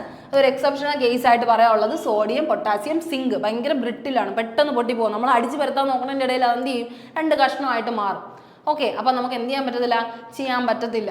അതുപോലെ തന്നെയാണ് ആരും, നമ്മുടെ ലിക്വിഡ് അറ്റ് റൂം ടെമ്പറേച്ചർ എന്ന് പറയുന്ന ആരാണ്, നോർമലി മെറ്റൽസ് എല്ലാം സോളിഡ് അറ്റ് റൂം ടെമ്പറേച്ചറാണ്. ആകെ ഒരാൾ മാത്രമേ ലിക്വിഡ് അറ്റ് റൂം ടെമ്പറേച്ചർ ഉള്ളൂ. അവരെയാണ് നമ്മൾ എന്തെന്ന് വിളിക്കുന്നത്, മെർക്കുറി എന്ന് വിളിക്കുന്നത്. മെർക്കുറി Hg എന്ന് വിളിക്കുന്ന സാധനം. അപ്പോൾ അതെന്താണ് ശരിക്കും പറഞ്ഞാൽ, മെറ്റലാണ്. പക്ഷെ എന്തിൻ്റെ പ്രോപ്പർട്ടി കാണിക്കുന്നു, നോൺ മെറ്റലിൻ്റെ പ്രോപ്പർട്ടി കാണിക്കുന്നു, ലിക്വിഡായിട്ട് മാറുന്നു. ഓക്കെ, അപ്പോൾ നമുക്ക് നോർമലി എന്ത് പറയാൻ പറ്റത്തില്ല, മെറ്റൽസ് എല്ലാം ഡക്റ്റൈൽ ആണെന്ന് പറയാൻ പറ്റില്ല. എല്ലാവരെയും അടിച്ചു പരത്താൻ പറ്റൂല, എല്ലാവരെയും പറ്റത്തില്ല. പക്ഷെ ഇവിടെ ഓളിന് പകരം എന്തായിരുന്നെങ്കിൽ, ജനറലി പൊതുവേ പറയുകയാണെങ്കിൽ മെറ്റൽസ് ഡക്റ്റൈൽ ആണ് എങ്കിൽ എന്തായിരുന്നു കറക്റ്റാ. ഇവർ 4 പേരെ ഒഴിച്ചു വെച്ച് കഴിഞ്ഞാൽ ബാക്കി എല്ലാവരും ഡക്റ്റൈലാണ്. ഏറ്റവും ഡക്റ്റിലിറ്റി കൂടിയത് അല്ലെങ്കിൽ ഏറ്റവും മാലിബിലിറ്റി കൂടിയ മെറ്റൽ ഏതെന്ന് ചോദിച്ചാൽ ഏതാണ്, ഗോൾഡാണ്. ഗോൾഡിനെ നമുക്ക് എങ്ങനെ ഏത് രീതിക്കും വേണമെങ്കിലും അടിച്ചു പരത്തി ഷീറ്റാക്കാം, വയേഴ്സ് ആക്കാം, കുഞ്ഞു പീസാക്കാം, എന്തു വേണോ ചെയ്യാം. ഓക്കെ, അപ്പം മാലിബിലിറ്റിയും ഡക്റ്റിലിറ്റിയും ഏറ്റവും കൂടിയത് ആരെന്ന് ചോദിച്ചു കഴിഞ്ഞാൽ ആർക്കാണ്, നമ്മുടെ ഗോൾഡിനാണ് കേട്ടോ, ഗോൾഡിനാണ്. അത് കഴിഞ്ഞ് സിൽവർ ഉണ്ട്, പ്ലാറ്റിനം ഉണ്ട്, അങ്ങനത്തെ എല്ലാ പേരും ഉണ്ട് കേട്ടോ. അപ്പോൾ ആ ഒരു കാര്യം നമ്മൾ എന്ത് ചെയ്യുക, മനസ്സിലാക്കുക. അപ്പോൾ ആ പോയിന്റ് എന്തായി, തെറ്റായി. കാരണം ഓൾ മെറ്റൽസ് ഡക്റ്റൈൽ അല്ല. ഇനി അടുത്ത്, all metals have high melting point. എല്ലാ മെറ്റൽസിനും മെൽറ്റിംഗ് പോയിന്റ് ഉണ്ടോ? നോർമലി മെറ്റൽസിന് എല്ലാവർക്കും എന്താണ്, മെൽറ്റിംഗ് പോയിന്റും ബോയിലിംഗ് പോയിന്റും ഏറ്റവും ഹൈ ആണ്, ഭയങ്കര കൂടുതലാണ്. അവരെന്നും പെട്ടെന്ന് എന്ത് ചെയ്തില്ല, സോളിഡ് ആയിട്ടിരുന്നാൽ സോളിഡ് ആയിട്ട് തന്നെ ഇരിക്കും. എന്തെങ്കിലും ഒരു പ്രോസസ്സ് വരാണ്ട് അവരെന്ത് ചെയ്തില്ല, മെൽറ്റായോ അല്ലെങ്കിൽ ബോയിലായോ പോകത്തില്ല. ഓക്കെ, അപ്പം അങ്ങനെ കാണിക്കാത്ത രണ്ടുപേര് എക്സെപ്ഷണൽ ആയിട്ടുണ്ട്. ആരാണ് അങ്ങനെ പോവാത്ത? ആരാണ്? നമ്മുടെ ഗാലിയവും സീസിയോ ആണ് കേട്ടോ. അവർ ആരൊക്കെയാണെന്ന് ചോദിച്ചു കഴിഞ്ഞാൽ ഗാലിയവും സീസിയോ ആണ് കേട്ടോ. മെൽറ്റിംഗ് പോയിന്റ്, അതായത് ലോ മെൽറ്റിംഗ് പോയിന്റ് ഉള്ളത് ആരെന്ന് ചോദിച്ചു കഴിഞ്ഞാൽ, ലോ മെൽറ്റിംഗ് പോയിന്റ് ആരെന്ന് ചോദിച്ചു കഴിഞ്ഞാൽ ഗാലിയം ആൻഡ് സീസിയം ആണ് കേട്ടോ. ഗാലിയവും, ഇത് രണ്ടും എന്താണ് ശരിക്കും പറഞ്ഞാൽ മെറ്റൽ ആയിരുന്നു.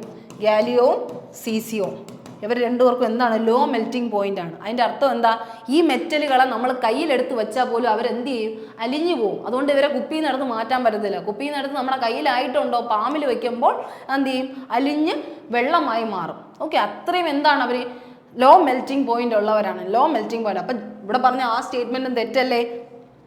എല്ലാ മെറ്റലും മെൽറ്റ് എന്താണ്, ഹൈ മെൽറ്റിംഗ് പോയിന്റ് ആണെന്ന് ചോദിച്ചാൽ ആണോ? അല്ല. രണ്ടുപേര് അവിടെ എന്താണ്, എക്സെപ്ഷണൽ ആണ്. ആരാണ്? ഗാലിയവും സീസിയവും. ആ ഒരു കാര്യം അപ്പം എന്തായി, തെറ്റായ അല്ലേ? എല്ലാ മെറ്റലും അല്ല, ജനറലി ചോദിച്ചിരുന്നെങ്കിൽ അവിടെ എന്തായേനെ, കറക്റ്റ് ആയേനെ. ഇനി അടുത്ത്, ഓൾ നോൺ മെറ്റൽസ് ആർ ലെസ്ട്രസ്. എല്ലാ നോൺ മെറ്റലും ലെസ്ട്രസ് ആണോ? എല്ലാവരും ലെസ്റ്റർ എന്ന് പറഞ്ഞാൽ എന്താ, തിളക്കമുള്ളതാണോ? തിളക്കമുള്ളതാണോ? എല്ലാ പേരും മെറ്റൽസ് എല്ലാവരും തിളക്കമില്ലേ, ഒരു ഷൈനിങ് നേച്ചർ അവർക്കില്ലേ? നമ്മൾ ജസ്റ്റ് ഒന്ന് കാണുമ്പോഴെങ്കിലും അവരുടെ സർഫസ് ഒന്ന് പോളിഷ് ആയിട്ടിരിക്കുന്ന തോന്നാറില്ലേ? അലുമിനിയം തുടങ്ങി സ്റ്റീൽ തുടങ്ങി എല്ലാ സാധനങ്ങളും. പക്ഷേ ഒരാൾ മാത്രം അവിടെ എന്തുണ്ട്, എക്സെപ്ഷണൽ ഉണ്ട്. നമ്മുടെ ലെഡ്. ഓക്കെ, ലെഡ് മാത്രം അവിടെ എന്താണ് ശരിക്കും പറഞ്ഞാൽ ഒരു ലെസ്ട്രസ്, നോൺ ലെസ്ട്രസ് ആയിട്ടുള്ള ഒരാ. ഓക്കെ, നോൺ മെറ്റൽസ് ആർ ലെസ്ട്രസ് എന്നാണ് പറഞ്ഞത് അല്ലേ? നോൺ മെറ്റൽസ് ആർ ലെസ്ട്രസ് ആണ് പറഞ്ഞത്. ഓക്കെ, ഇതെന്താണ്, മെറ്റലിൽ ലെസ്ട്രസ് ആയിട്ടുള്ള, നോൺ ലെസ്ട്രസ് ആയിട്ടുള്ള ആളാണ് ലെഡ്. മെറ്റലുകൾ എല്ലാവരും എന്താണ്, ഭയങ്കര തിളക്കമുള്ളതാണ്. പക്ഷെ മെറ്റലിൽ ലെസ്ട്രസ് പ്രോപ്പർട്ടി കാണിക്കാത്ത ആൾ, തിളക്കമൊന്നും ഇല്ലാത്ത ആളാണ് ലെഡ്. മെറ്റലിൽ ഇവിടെ ചോദിച്ചത് ഓൾ നോൺ മെറ്റൽസ് ആർ ലെസ്ട്രസ്. എല്ലാ നോൺ മെറ്റലും തിളങ്ങുമെന്ന് ചോദിച്ചാൽ ഇല്ല, നോൺ മെറ്റൽസിന് തിളക്കമില്ല. അവർ നമുക്ക് കണ്ണി പോലും കാണാൻ കിട്ടുന്നില്ല. അതുകൊണ്ട് അവർക്ക് എന്തില്ല, ശരിക്കും പറഞ്ഞാൽ തിളക്കമില്ല. പക്ഷേ അവിടെ എന്തുണ്ട്, എക്സെപ്ഷണൽ കേസ് ഉണ്ട്. ആരാ? നമുക്കറിയാവുന്നുള്ള ഏറ്റവും തിളക്കമുള്ള ഒരു സാധനമാണ് ആര്? ഡയമണ്ട് അല്ലേ? ഡയമണ്ട് ആരുടെയാണ് ശരിക്കും പറഞ്ഞാൽ അലോട്രോപ്പ്? നമ്മുടെ കാർബണിൻ്റെ അല്ലേ? കാർബൺ എന്താ ശരിക്കും പറഞ്ഞാൽ, നോൺ മെറ്റൽ അല്ലേ? കാർബൺ നോൺ മെറ്റൽ അല്ലേ? അപ്പൊ കാർബൺ എന്ന് പറയുന്നതിന്റെ അലോട്രോപ്പാണ്, എലമെന്റൽ വേർഷൻ ആണ് ആരെന്ന് പറയുന്നത്, ഡയമണ്ട് എന്ന് പറയുന്നത്. അതെന്താണ് ശരിക്കും പറഞ്ഞാൽ ഒരു നോൺ മെറ്റൽ ആയിരുന്നിട്ടും അതെന്തുണ്ട്, തിളക്കമുള്ളതായിട്ട് കാണിച്ചു. അപ്പൊ അതെന്താണ്, ലെസ്ട്രസ് ആണ്. ഇവിടെ പറഞ്ഞത് ഓൾ നോൺ മെറ്റൽസ് ആർ ലെസ്ട്രസ്. എല്ലാവരും തിളക്കമുണ്ടോ? എല്ലാവർക്കും ഇല്ല. പക്ഷെ അവിടെ രണ്ടുപേർക്ക് മാത്രം തിളക്കമുണ്ട്. ഒന്ന് ഡയമണ്ടും ഒന്നാരാണ്, അയഡിനും. അപ്പൊ ഇവർക്ക് രണ്ടുപേർക്ക് മാത്രമേ തിളക്കമുള്ളൂ. ബാക്കി ആരും തിളക്കമുള്ളവരല്ല. മെറ്റൽസ് ആണ് തിളങ്ങുന്നവർ, നോൺ മെറ്റൽസ് തിളങ്ങൂല. പക്ഷെ ഇവർ രണ്ടുപേരും എന്താണ്, എക്സെപ്ഷണൽ കേസാണ്. ഓക്കെ, ആ ഒരു കാര്യം അവിടെ എന്ത് ചെയ്യുക, ആലോചിക്കുക. അപ്പൊ ഇതും എന്തായി, തെറ്റായി. കാരണം എല്ലാ പേരും എന്ത് ചെയ്യത്തില്ല, തിളങ്ങും എന്ന് പറയുന്നത് തെറ്റായിപ്പോയി. ഓക്കെ, അപ്പൊ അതും എന്തായി, തെറ്റായി. പിന്നെ ഉള്ള ഒരു സംഭവം എന്താ, all non metals are not sonorous. Sound ഒന്നും കേൾക്കുന്നതല്ല. സോണോറസ് എന്ന് പറഞ്ഞാൽ എന്താ, സൗണ്ട്, സോണിക്കാണ്. അതെന്ന് പറഞ്ഞാൽ അതല്ല, സോണോറസ് അല്ല ശരിക്കും പറഞ്ഞാൽ. All non metals are not sonorous ആണ്. അതിൻ്റെ അർത്ഥം എന്താണ്, അവരെന്താണ്, സൗണ്ട് ഒന്നും ഉപയോഗിക്കത്തില്ല. നമ്മൾ പണ്ടൊക്കെ സ്കൂളിലൊക്കെ ബെല്ലടിക്കാൻ വേണ്ടി ഉപയോഗിക്കുന്ന എന്താ, അത് മെറ്റൽ പ്ലേറ്റ് ആണ്. മെറ്റൽ പ്ലേറ്റ് എപ്പോഴും എന്തുണ്ടാക്കും, സൗണ്ട് ഉണ്ടാക്കും. അതേസമയം നോൺ മെറ്റൽസ് എന്തുണ്ടാക്കില്ല, സൗണ്ട് ഉണ്ടാക്കില്ല. നൈട്രജൻ ഇവിടെ പിടിച്ചു വെച്ച് നമുക്ക് കൊട്ടാൻ പറ്റുമോ? ഇല്ല. അപ്പം നോൺ മെറ്റൽസിനെ ആരെയും നമുക്ക് എന്ത് ചെയ്യാൻ പറ്റത്തില്ല, സൗണ്ട് കേൾപ്പിക്കാൻ പറ്റത്തില്ല. അവരെ പിടിച്ചു വെച്ചിട്ട് സൗണ്ട് കേൾപ്പിക്കാൻ പറ്റുമോ? ഇല്ല. ഓക്കെ, അപ്പോൾ അവിടെ ആൻസർ ആയിട്ട് വരുന്ന ആര് മാത്രമാണ്, ആൻസർ 4 ഓൺലി. അത് മാത്രമേ ശരിയായിട്ടുള്ളൂ. നോൺ മെറ്റൽസ് ആരും സൗണ്ട് ഉണ്ടാക്കൂല. ശരി തന്നെ, അത് മാത്രമേ ശരിയായിട്ടുള്ളൂ. ഇവിടെയും ഉണ്ട് എക്സെപ്ഷണൽ കേസ്. നോൺ മെറ്റൽസിൽ രണ്ടുപേര് തിളക്കമുള്ളത് ഇവർ രണ്ടുപേരുമാണ്. ഹൈ മെൽറ്റിംഗ് പോയിന്റ് ആണ് എല്ലാ മെറ്റലും എന്ന് പറഞ്ഞു. പക്ഷേ ലോ മെൽറ്റിംഗ് പോയിന്റ് ഉള്ള രണ്ടുപേരാണ് ഗേലിയവും സീസിയവും. എല്ലാവരും ഡക്റ്റൈൽ എന്ന് പറഞ്ഞു. പക്ഷേ ഇവർ ഇത്ര പേരും എന്തല്ല, ഡക്റ്റൈൽ അല്ല. ഓക്കെ, അപ്പോൾ അത്രയും പോയിന്റ്സ് നിങ്ങൾക്ക് മനസ്സിലായെന്ന് വിശ്വസിക്കുന്നു. ഇനിയും കുറേ പോയിന്റ്സ് ഉണ്ട് അതിൽ. മെറ്റൽ ആൻഡ് നോൺ മെറ്റൽസിൻ്റെ കണ്ടന്റ് എടുത്ത് നോക്കുമ്പോൾ നിങ്ങൾക്ക് മനസ്സിലാവും കേട്ടോ. അപ്പം അത്രയും കാര്യം ഒന്ന് ജസ്റ്റ് ആലോചിക്കാം. ഇനി which of the following is mono atomic. എന്താ മോണോ അറ്റോമിക് എന്ന് പറയുന്നത്? മോണോ അറ്റോമിക് എന്ന് പറഞ്ഞാൽ സിംഗിളി ഉള്ള ആറ്റം, സിംഗിൾ ആറ്റംസ് ആണ്. അവരൊറ്റയ്ക്കാണ് എക്സിസ്റ്റ് ചെയ്യുന്നത്. അവർക്ക് എന്തില്ല, ബൈ എന്ന് പറയാൻ ഒരാളില്ല. അപ്പം മോണോ അറ്റോമിക്സ് എന്ന് പറയുമ്പോൾ ആരാണ്, ഒറ്റയ്ക്കാണ് എക്സിസ്റ്റ് ചെയ്യുന്നത്. ഇപ്പം നമ്മൾ ഈ പറയുന്ന പോലെ ഓക്സിജൻ എന്ന് പറഞ്ഞാൽ O2 ആണ്, നൈട്രജൻ എന്ന് പറഞ്ഞാൽ N2 ആണ്. അപ്പം ഇങ്ങനെയൊക്കെ എക്സിസ്റ്റ് ആയ അവർ ശരിക്കും എന്താണ്, അവരെന്താണ്, ഡയറ്റോമിക് ആണ്. ഡയറ്റോമിക് ആണ്. ഡയറ്റോമിക് എന്ന് പറഞ്ഞാൽ ഡൈ എന്ന് പറഞ്ഞാൽ രണ്ട് പേരുണ്ട്. പക്ഷെ അതുപോലെ നമുക്കിപ്പോൾ പറയുന്ന പോലെ O3 ഓസോൺ അല്ലേ, ഓസോൺ O3 മോളിക്യൂളാണ്. ഓക്സിജന്റെ മൂന്നാമത്തെ മോളിക്യൂൾ ചേരാമാണ്. അതിനെന്താന്ന് നമുക്ക് വിളിക്കാം, ട്രൈ അറ്റോമിക് എന്ന് വിളിക്കാം. ട്രൈ അറ്റോമിക് എന്ന് വിളിക്കാം. ഇനി അടുത്ത് സൾഫറിന്റെ എയ്ത്ത് ആയിട്ടുള്ള ഒരു എലമെന്റൽ ഗ്രൂപ്പ് ഉണ്ട്. അതിനെ നമുക്ക് എന്ത് വിളിക്കാം, പോളി അറ്റോമിക് എന്ന് വിളിക്കാം. പോളി അറ്റോമിക് എന്ന് വിളിക്കാം. കാരണം എന്താ, 3ൽ വരെ കൂടുതലായി, അതായത് 4ൽ കൂടുതലുണ്ടോ അവരെ നമുക്ക് എന്ത് വിളിക്കാം, 8 എന്ന് പറയുമ്പോൾ ഒക്ട അറ്റോമിക് എന്ന് വിളിക്കാം, അല്ലെങ്കിൽ എന്ത് വിളിക്കാം, പോളി അറ്റോമിക് എന്ന് വിളിക്കാം. മനസ്സിലാവുന്നുണ്ടോ? അപ്പം ഇവിടെ ചോദിച്ചാൽ എന്താ, മോണോ അറ്റോമിക്, ഒറ്റ ആൾക്കാരുള്ളവർ ആരൊക്കെയാ ശരിക്കും പറഞ്ഞാൽ, ഹീലിയം, നിയോൺ, അത് കഴിഞ്ഞാരാ, ആർഗൺ, ക്രിപ്റ്റോൺ,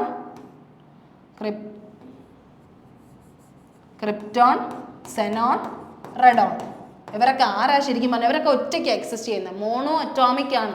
അവരാരാ, നമ്മുടെ നോബിൾ ഗ്യാസസ് ആണ് കേട്ടോ. നോബിൾ ഗ്യാസസ് ആണ്, ഇനേർട്ട് ഗ്യാസസ് എന്ന് പറയുന്ന നോബിൾ ഗ്യാസസ് ഗ്രൂപ്പാണ്. Helium, neon, argon. Okay, noble gases ആണ്. Helium, neon, argon, krypton, xenon, radon. Okay, ഇത്രയാണ് എന്തെന്ന് പറയുന്നത്, നമ്മുടെ നോബിൾ ഗ്യാസസ് ആയിട്ട് വരുന്നത്. നോബിൾ ഗ്യാസസ് ആയിട്ട് വരുന്നത്.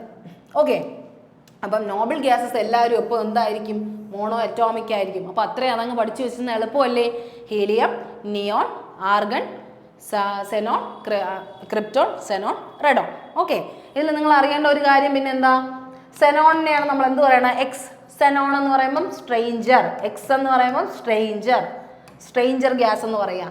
ക്രിപ്റ്റൺ, ക്രീപ്പാണ്, ക്രീപ്പ് എന്ന് പറയുമ്പോൾ നമുക്ക് എന്ത് പറയാം, ഹിഡൻ ആയിട്ടുള്ളവരെയാണ് ക്രീപ്പ് എന്ന് പറയുന്നത് അല്ലേ.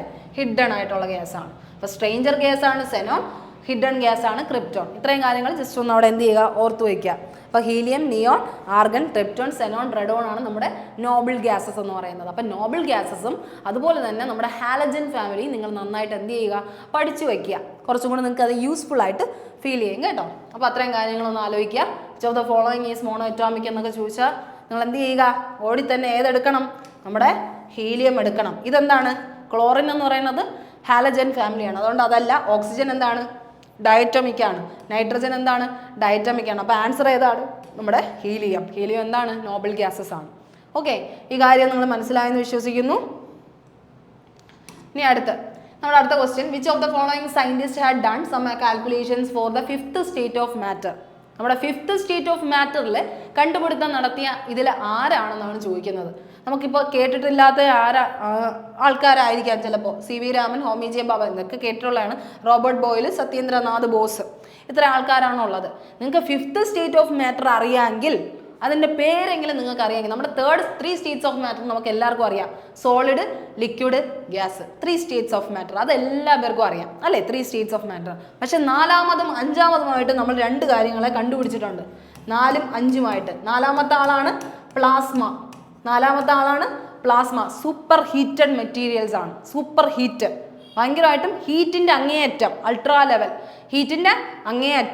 ലെവൽ, അതിനെയാണ് പ്ലാസ്മ എന്ന് പറയുന്നത്. പ്ലാസ്മയുടെ ഒരു എക്സാമ്പിളായിട്ട് നമുക്ക് പറയാൻ പറ്റുന്ന എന്താ, ഈ വാൽ നക്ഷത്രങ്ങൾ, കോമറ്റ്സ് ഉണ്ട്. പിന്നെ നമുക്ക് പറയാൻ പറ്റുന്ന സ്റ്റാർസിൻ്റെയൊക്കെ ഈ ഒരു പ്രകാശം എന്ന് വെച്ചാൽ അങ്ങനത്തെ സ്റ്റാർസിൻ്റെയൊക്കെ ആ ഒരു നമുക്ക് കണ്ണിൽ കാണാൻ പറ്റുന്നത് അവരെന്താണ്, സൂപ്പർ ഹീറ്റഡ് മെറ്റീരിയൽസ് ആയതുകൊണ്ടാണ് കേട്ടോ. സൂപ്പർ ഹീറ്റഡ് എലമെന്റ്സ്, പ്ലാസ്മയാണ് അവരുടെ ഒരു ക്യാരക്ടറായിട്ട് പറയുന്നത്. നമ്മുടെ അറോറ എന്നൊക്കെ പറയുന്ന സംഭവങ്ങളില്ലേ, അതൊക്കെ കാണാൻ പറ്റുന്നത് എന്തുകൊണ്ടാണ്, അവർക്ക് സൂപ്പർ ഹീറ്റഡ് നേച്ചർ ഉള്ളത് കൊണ്ടാണ് അവരെ കാണാൻ പറ്റുന്നതെന്നാണ് പ്ലാസ്മ എക്സ്പ്ലെയിൻ ചെയ്യുന്നത് കേട്ടോ. ഇനി അടുത്ത് നമ്മുടെ 5ാമത്തെ 5th സ്റ്റേറ്റ് ഓഫ് മാറ്റർ എന്ന് പറയുന്ന ആരാണ്, ബോസ്-ഐൻസ്റ്റീൻ കണ്ടൻസേറ്റ് ആണ് കേട്ടോ. ബോസ്-ഐൻസ്റ്റീൻ കണ്ടൻസേറ്റ് എന്നാണ് നമ്മൾ വിളിക്കുന്നത്. 5ാമത്തെ മാറ്റർ നമ്മൾ വിളിക്കുന്നത് ബോസിൻ്റെയും ഐൻസ്റ്റീൻ്റെയും കണ്ടൻസേറ്റ് ആയിട്ടാണ് വിളിക്കുന്നത്. അതിന് എന്ത് പറയാം, മറ്റത് പ്ലാസ്മ എന്ന് പറഞ്ഞാൽ സൂപ്പർ ഹീറ്റഡ് ആണെങ്കിൽ നമ്മുടെ ബോസ് ഐൻസ്റ്റീൻ കണ്ടൻസേറ്റ് എന്ന് പറഞ്ഞാൽ സൂപ്പർ കൂളിംഗ് ആണ്. ഏറ്റവും കൂളിങ്ങിന്റെ ഇങ്ങേ അറ്റത്തിനെയാണ് നമ്മൾ എന്ത് പറയുന്നത്, ബോസ് ഐൻസ്റ്റീൻ കണ്ടൻസേറ്റ് എന്ന് പറയുന്നത്. അപ്പോൾ ആ ഒരു കാര്യം ശ്രദ്ധിക്കുക.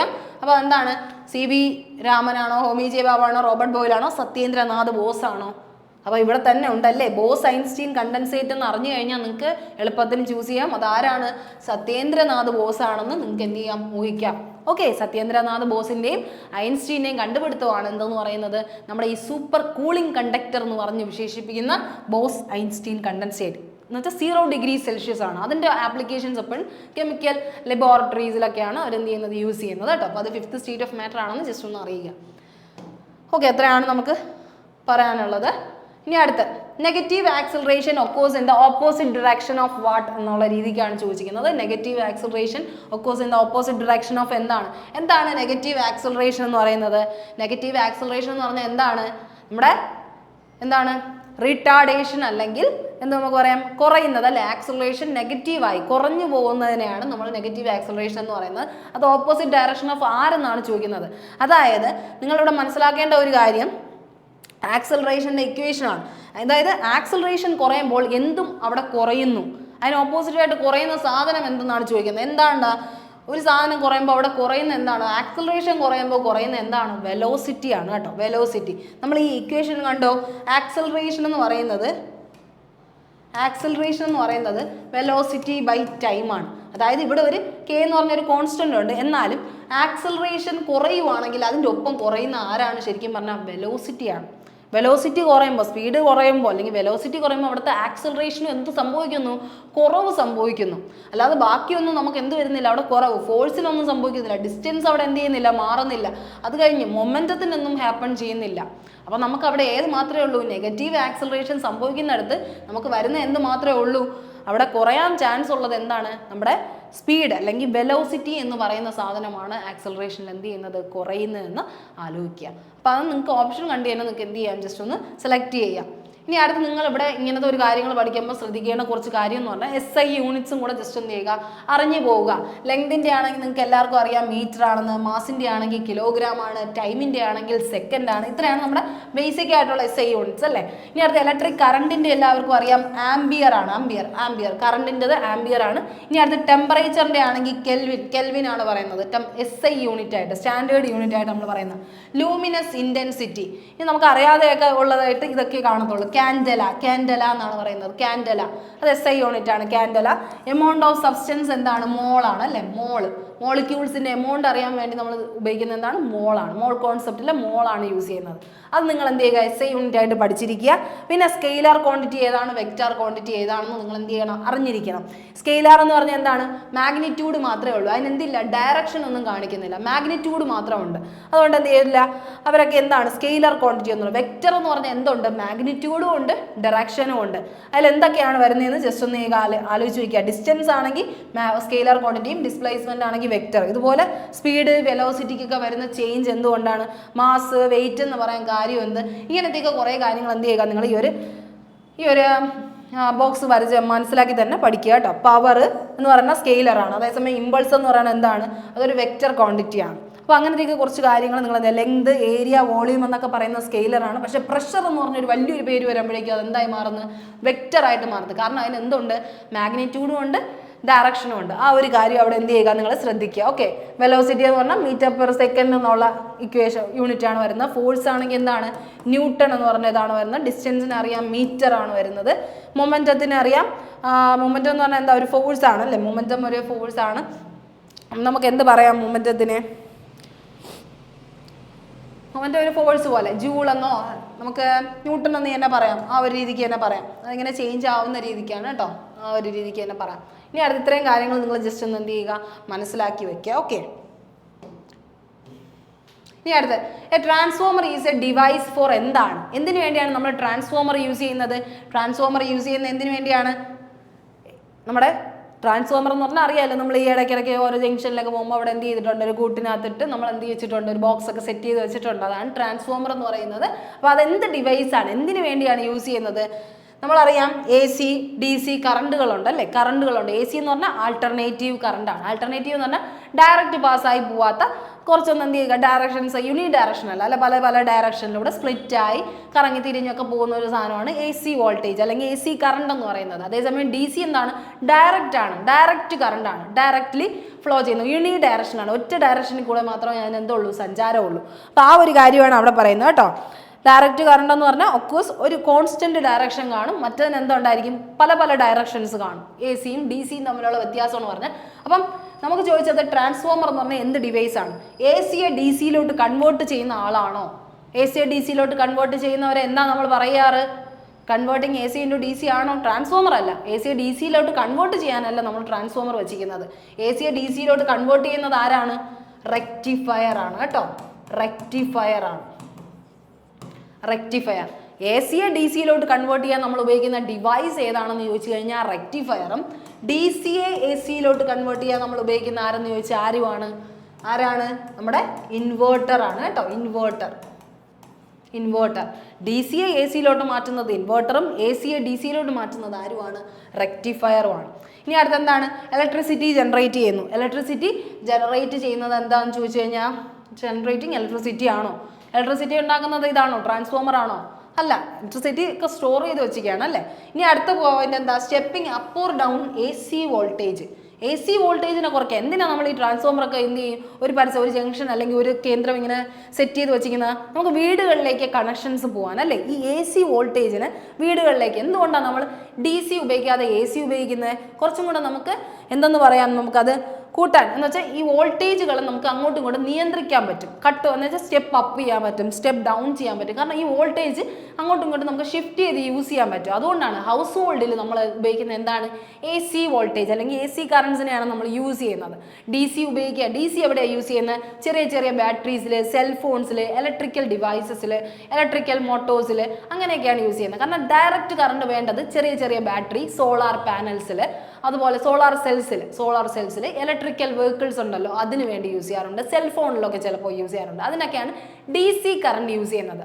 അതേസമയം എ സി കറണ്ട് എവിടെയാണ്? നമ്മൾ ഹൗസ് ഹോൾഡിൻ്റെ ആവശ്യത്തിന് പല പല പർപ്പസിന് വേണ്ടി പല പല ഡയറക്ഷനിൽ പോകാൻ പറ്റുന്ന ഏതേ ഉള്ളൂ? എ സി കറണ്ടാണ്. അപ്പോൾ ട്രാൻസ്ഫോമർ എന്ന് പറഞ്ഞ ഡിവൈസ് എന്തിനാണ് ഉപയോഗിക്കുന്നത്? സ്റ്റെപ്പിംഗ് അപ്പ് ഓർ ഡൗൺ എന്താണ്? A C current, A C voltage. A C വോൾട്ടേജിന് എന്ത് ചെയ്യാൻ? സ്റ്റെപ്പ് അപ്പ് അല്ലെങ്കിൽ സ്റ്റെപ്പ് ഡൗൺ ചെയ്യാനാണ്. ഓക്കെ, അതായത് വോൾട്ടേജിനെ നമുക്ക് എന്ത് ചെയ്യാൻ പറ്റും? റൈസ് ചെയ്യാൻ പറ്റും, ചേഞ്ച് ചെയ്തുകൊണ്ടിരിക്കാൻ പറ്റും. നമുക്ക് എപ്പോൾ വേണോ നമുക്ക് ആവശ്യമനുസരിച്ച് എന്ത് ചെയ്യാം, ഓരോ ഫ്രീക്വൻസി അനുസരിച്ച് ചേഞ്ച് ചെയ്യാൻ പറ്റും. ഡി സി അല്ല കേട്ടോ, ഡി സി വോൾട്ടേജ് അല്ല, ഇത് തെറ്റാണ്. ഓക്കെ, ഇതാണ് കറക്റ്റ്. എ സി വോൾട്ടേജിൻ്റെ കൺട്രോളിന് വേണ്ടിയാണ് നമ്മൾ എന്ത് ഉപയോഗിക്കുന്നത്? ട്രാൻസ്ഫോമർ യൂസ് ചെയ്യുന്നത്. ഓക്കെ ഓക്കെ, ആ കാര്യം ആലോചിക്കുക. അപ്പോൾ ഇനി അടുത്ത്, if A bulb of 50 watt consumes the energy of 1000 joule, then in how much time it will glow? എത്ര ടൈം കൊണ്ട് അത് ഗ്ലോ ചെയ്യുവാന്ന്. ഇപ്പോൾ ഇവിടെ ഉപയോഗിച്ചിരിക്കുന്ന സാധനങ്ങൾ എന്താണെന്ന് ജസ്റ്റ് ഒന്ന് ആദ്യം അറിയുക. 50 വാട്ട്. 50 വാട്ട് എന്ന് പറഞ്ഞാൽ അവിടെ എന്തായിരിക്കും? വാട്ട് എന്തിൻ്റെ യൂണിറ്റ് ആണ്? പവറിൻ്റെ ആണ് അല്ലേ. 50 വാട്ട്. ഈ വാട്ടാണ് യൂസ് ചെയ്തിരിക്കുന്നത് കേട്ടോ, വാട്ട്. 50 വാട്ട്സ്. അപ്പോൾ പവറിൻ്റെ യൂണിറ്റ് ആണ് 50 വാട്ട്സ്. ഇനി അടുത്ത് എനർജി ഓഫ് എത്രയാണ് തന്നിരിക്കുന്നത്? 1000 ജൂൾ. എനർജി തന്നിട്ടുണ്ട് 1000 ജൂൾ. 1000 ജൂൾ. ജൂളാണ് കേട്ടോ, ജൂൾ. എനർജിയുടെ യൂണിറ്റ് ആണ് ജൂൾ. എനർജി വർക്കിൻ്റെയൊക്കെ യൂണിറ്റ് ആണ് ജൂൾ. എനർജിയും വർക്കിൻ്റെയും. ഓക്കെ, എനർജി എന്ന് പറയുമ്പോൾ വർക്കിന് തുല്യമാണ് അല്ലേ. വർക്ക് പോലെ തന്നെ ഒരു ഫാക്ടറാണ് ഏതിന് വരുന്നത്? എനർജിക്ക് വരുന്നത്. അപ്പോൾ നമ്മളിവിടെ നോക്കുമ്പോൾ എന്താ വരുന്നത്? Bulb of 50 what consumes energy of 1000 joule എങ്കിൽ എത്ര ടൈം കൊണ്ട് വർക്ക് ചെയ്യും? അപ്പോൾ നമുക്കറിയാം നമ്മുടെ ഇക്വേഷൻ എന്താണ്? പവർ കണ്ടുപിടിക്കാനുള്ള ഒരു ഇക്വേഷൻ നമ്മൾ കണ്ടുപിടിച്ചിരിക്കുന്നത് എന്താ? Power equal to work by time. അങ്ങനെയല്ലേ നമ്മൾ നോർമലി പഠിച്ചു വെച്ചിരിക്കുന്ന? പവർ എന്ന് പറഞ്ഞാൽ വർക്ക് ബൈ ടൈമാണ്. ഇവിടെ എന്താ ചോദിച്ചിരിക്കുന്നത്? ടൈമാണ് ചോദിച്ചിരിക്കുന്നത്. അപ്പോൾ time equal to work by power. ഇതിങ്ങനെ പോവും, ഇതെന്ത് ചെയ്യും? താഴെ വരും അല്ലേ. Time equal to work by power വന്നു. എല്ലാ സാധനവും തന്നിട്ടില്ലേ? എനർജി അല്ലെങ്കിൽ വർക്കിൻ്റെ ഇക്വേഷനാണ് ഏതെന്ന് പറഞ്ഞാൽ ജൂൾ എന്ന് പറയുന്നത്. അപ്പോൾ ഈ എനർജി വർക്കിന് എന്താണ്? തുല്യമാണ്. അതുകൊണ്ട് തന്നെ എന്ത് ഉപയോഗിക്കാം നമുക്ക്? വർക്കിന് അവിടെ എന്ത് ഉപയോഗിക്കാം? 1000 എന്ന് ഉപയോഗിക്കാം. 1000 ബൈ പവർ എത്രയാണടാ? 50 ആണ്. പവർ തന്നിട്ടുണ്ട് 50 വാട്ടെന്ന്. അപ്പോൾ നമുക്ക് വെട്ടി ചെയ്തുകൂടെ? എങ്ങനെയാ? 500 വെട്ടുമ്പോൾ 20. അപ്പം എന്താ 20 സെക്കൻഡ്. ടൈമിൻ്റെ SI യൂണിറ്റ് എന്താ? സെക്കൻഡാണ്. അവർ തരാത്തപ്പം നമുക്ക് എന്ത് ചെയ്യാം? SI യൂണിറ്റ് തന്നെ ഇടാം. അപ്പോൾ എന്താണ് 20 സെക്കൻഡ് അല്ലേ അതിൻ്റെ ആൻസർ? നിങ്ങൾക്ക് മനസ്സിലായോ? പവറിൻ്റെ ഇക്വേഷൻ എന്താണ്? വർക്ക് ബൈ ടൈമാണ്. വർക്ക് എന്തിന് ഇക്വലൻ്റ് ആണ്? എനർജിക്ക് ഇക്വലൻ്റ് ആണ്. അതുകൊണ്ട് തന്നെ നമുക്ക് എന്ത് ചെയ്യാം? നമുക്ക് അങ്ങോട്ടും ഇങ്ങോട്ടും മാറ്റിയിടുമ്പോൾ തന്നെ എന്ത് കിട്ടും? 1000/50 എന്തെന്ന് കിട്ടും? 20 എന്ന് കിട്ടും. 20 സെക്കൻഡ് എന്ന് പറഞ്ഞ് കിട്ടും. അപ്പോൾ ഇതൊരു ചെറിയ കണക്കായിരുന്നില്ലേ? അത് പ്രീവിയസ് ഇയർ ക്വസ്റ്റ്യനിൽ ചോദിച്ചിട്ടുള്ളതാണ്. ഓക്കെ, അപ്പോൾ അത്രയും കാര്യം ആലോചിക്കുക. അപ്പോൾ ആൻസർ എന്താണ്? ഇതാണ് കേട്ടോ, 20 സെക്കൻഡാണ്. 20 സെക്കൻഡാണ്. ഓക്കെ ഓക്കെ അടുത്ത question. The amount of heat required for a substance to change from one state to another without change in temperature. Temperature ഒന്നും ചേഞ്ച് ആവാതെ തന്നെ ഓരോ സ്റ്റേറ്റ് മാറിക്കൊണ്ടിരിക്കുന്ന അവസ്ഥയെ നമ്മൾ വിളിക്കുന്ന പേരെന്താണ്? അതിനെ വിളിക്കുന്ന പേരാണ് എന്ത്? നമുക്കിപ്പം സ്റ്റേറ്റ് സോളിഡ് ടു ലിക്വിഡ് ആവണം. സോളിഡ് ടു ലിക്വിഡ് ആവണം. അവിടെ എന്ത് വരുന്നില്ല? ടെമ്പറേച്ചർ ചേഞ്ച് ആവുന്നില്ല. അത് കഴിഞ്ഞ് ലിക്വിഡ് ടു ഗ്യാസ് ആവണം. അവിടെ ടെമ്പറേച്ചർ ചേഞ്ച് ആവുന്നില്ല. അത് കഴിഞ്ഞ് സോളിഡ് ടു ഗ്യാസ് ആവണം. സോളിഡിൽ നിന്ന് ഗ്യാസ് ഡയറക്റ്റ് ആവുന്നതിന് അതിനെ പറയുന്ന ഫിനോമിനയാണ് എന്താ? നമ്മുടെ സബ്ലിമേഷൻ അല്ലേ? സോളിഡിൽ നിന്ന് ലിക്വിഡ് ഫേസ് കഴിയാണ്ട് ഡയറക്റ്റ് ഗ്യാസിലോട്ട് മാറിയ അവരെ വിളിക്കുന്ന പേരാണ് സബ്ലിമേഷൻ. സബ്ലിമേഷൻ എക്സാമ്പിൾ ആണ് ആര്? നാഫ്തലിൻ അല്ലേ? നമ്മുടെ പാറ്റാഗുളി പോലെ ഇരിക്കുന്ന സാധനം നാഫ്തലിൻ എന്ന് പറയുന്നത് അതെന്താണ്? സബ്ലിമേഷൻ എക്സാമ്പിൾ ആണ്. സോളിഡിൽ നിന്ന് ഡയറക്റ്റ് ഗ്യാസ് ആയിട്ടാണ് അത് മാറുന്നത്. ലിക്വിഡ് എന്ന് പറഞ്ഞൊരു ഫേസിൽ വരണ്ട. അപ്പോൾ ഇങ്ങനെ 3 സ്റ്റേറ്റിലോട്ട് മാറാൻ പറ്റുന്നു വിത്തൗട്ട് ചേഞ്ച് ഇൻ ടെമ്പറേച്ചർ. അതിൻ്റെ ആൻസർ എന്താണ്? ലേറ്റന്റ് ഹീറ്റ് ആണ് കേട്ടോ. ലേറ്റന്റ് ഹീറ്റ് ആണ്. അതിനെയാണ് നമ്മൾ ലേറ്റന്റ് ഹീറ്റ് എന്ന് പറയുന്നത്. ഓക്കെ, ഇത് അറ്റ്മോസ്ഫിയറിലുള്ള ടെമ്പറേച്ചറിനെ സൂചിപ്പിക്കാനാണ് റേഡിയേഷൻ ഉപയോഗിക്കുന്നത്. അറ്റ്മോസ്ഫിയർ ടെമ്പറേച്ചറിനെ സൂചിപ്പിക്കാനാണ് അത് യൂസ് ചെയ്യുന്നത്. ഓക്കെ, ലേറ്റന്റ് ഹീറ്റ് അതാണ് പറഞ്ഞത്. ഓക്കെ, അപ്പോൾ ഇത്രയും കാര്യങ്ങൾ നിങ്ങൾ ജസ്റ്റ് ഒന്ന് അറിയുക. Amount of heat required for substance to change from one state to another without change in temperature ആണ് നമ്മുടെ ഏതെന്ന് പറയുന്നത്? ലേറ്റന്റ് ഹീറ്റ് എന്ന് പറയുന്നത് കേട്ടോ. ലേറ്റന്റ് ഹീറ്റ്, ആ ഒരു കാര്യം ആലോചിക്കുക. ഓക്കെ, ഈ കൺവെക്ഷൻ എന്ന് പറഞ്ഞാൽ നമ്മുടെ നോർമലി ഇപ്പം നമ്മുടെ സീയിലേക്കൊക്കെ കരയിൽ കൂടെ നടന്നൊക്കെ പോകുമ്പോൾ ഓരോ സ്ഥലത്തൂടെ നടന്നു പോകുമ്പോൾ അവിടെ കാണുന്ന ഒരു ടെമ്പറേച്ചർ ഇല്ലേ? See breeze. അതുപോലെ തന്നെ നമ്മളിപ്പോൾ നോർമലി വരുന്ന എന്താ നമുക്ക് പറയാം? സീ ബ്രീസ്, ലാൻഡ് ബ്രീസ്, ഇതൊക്കെ എന്തിന് എക്സാമ്പിൾ എന്ന് ചോദിച്ചാൽ ഏതിന് എക്സാമ്പിളാണ്? കൺവെക്ഷൻ ആണ്. നോർമൽ ചൂട് ഒരു അറ്റ്മോസ്ഫിയർ കാണിക്കേണ്ട എന്തോ ഒരു ഫിനോമിനൻ പോലെ നമ്മൾ ഇപ്പം അതിൻ്റെ ഒരു പ്രക്രിയയാണ്. അങ്ങനെ പോവേണ്ട. അങ്ങനെ ഒരു ടെമ്പറേച്ചർ എന്ത് ചെയ്യുക? റിലീസ് ചെയ്യുക എന്നുള്ളത് നമ്മുടെ process of transferring heat through air or liquid current വഴി പാസ് ചെയ്യുക. എയർ അല്ലെങ്കിൽ ലിക്വിഡ് കറണ്ട് വഴി ഒരു ടെമ്പറേച്ചർ പാസ് ചെയ്യുന്നതിനാണ് നമ്മൾ എന്ത് പറയുന്നത്? കൺവെക്ഷൻ എന്ന് പറയുന്നത് കേട്ടോ. കൺവെക്ഷൻ ഇത് എക്സാമ്പിൾ ആണ് നോർമലി ചോദിക്കാറുള്ളത്. എന്താണ്? സീ ബ്രീസ്, ലാൻഡ് ബ്രീസ് ഒക്കെ ഉള്ളത് കേട്ടോ. നമുക്ക് ആ ഒരു ബ്രീസ് അനുഭവപ്പെടുന്ന എന്തുകൊണ്ട് ആ സമയത്ത്? അത് കാരണം അവർ എയറിലേക്ക് ഒരു എന്ത് ചെയ്യുന്നുണ്ട്? ടെമ്പറേച്ചർ ഷിഫ്റ്റ് ഉണ്ടാവുന്നുണ്ട് അവിടെ. ആ ഒരു സാധനത്തിനെയാണ് ട്രാൻസ്ഫർ ഓഫ് ആ ഒരു ടെമ്പറേച്ചർ ഷിഫ്റ്റിനെയാണ് നമ്മൾ കൺവെക്ഷൻ കൊണ്ട് ഉദ്ദേശിക്കുന്നത് കേട്ടോ. ആ ഒരു കാര്യമാണ് process of transferring heat through air or liquid കറണ്ടിനെയാണ് നമ്മൾ കൺവെക്ഷൻ കൊണ്ട് ഉദ്ദേശിക്കുന്നത്. സീ ബ്രീസ്, ലാൻഡ് ബ്രീസ്, അതുപോലെ തന്നെ തിളയ്ക്കുമ്പോൾ വെള്ളം ചൂടാകുമ്പോൾ തിളച്ച് പൊങ്ങുമ്പോൾ ഒരു വേപ്പർ ഉണ്ടാവുന്ന അല്ലെങ്കിൽ ബോയിൽ ഒരു ചൂടുണ്ടാവുന്ന എന്തുകൊണ്ട് എന്നൊക്കെ ചോദിച്ചു കഴിഞ്ഞാൽ അതൊക്കെ എന്താണ്? കൺവെക്ഷൻ. അതൊരു പ്രോസസ്സാണ്. അതിൻ്റെ ആ ഒരു രീതിക്കാണ് പറയുന്നത് കേട്ടോ. ഇനി അടുത്ത which of the following is not a result of scattering of light. Light scatter ചെയ്തിട്ട് അല്ലാണ്ട് ഉണ്ടാകുന്ന ഫിനോമിനൻ ഏതെന്നാണ് ചോദിക്കുന്നത്. ബാക്കിയെല്ലാം എന്തായിരിക്കാം? ഒരു സ്കാറ്ററിങ് ഓഫ് ലൈറ്റ് സ്കാറ്റർ ചെയ്യുക എന്ന് പറഞ്ഞാൽ നമ്മൾ എന്ത് ചെയ്യുക? വെള്ള ലൈറ്റ് എന്ത് ചെയ്യുക? പല പല കളറായിട്ട് സ്പ്രെഡായി സ്കാറ്റർ ആവുക. ഒരു അറ്റ്മോസ്ഫിയറിൽ സ്കാറ്ററിങ് എഫക്റ്റ് ഉണ്ടാവുക.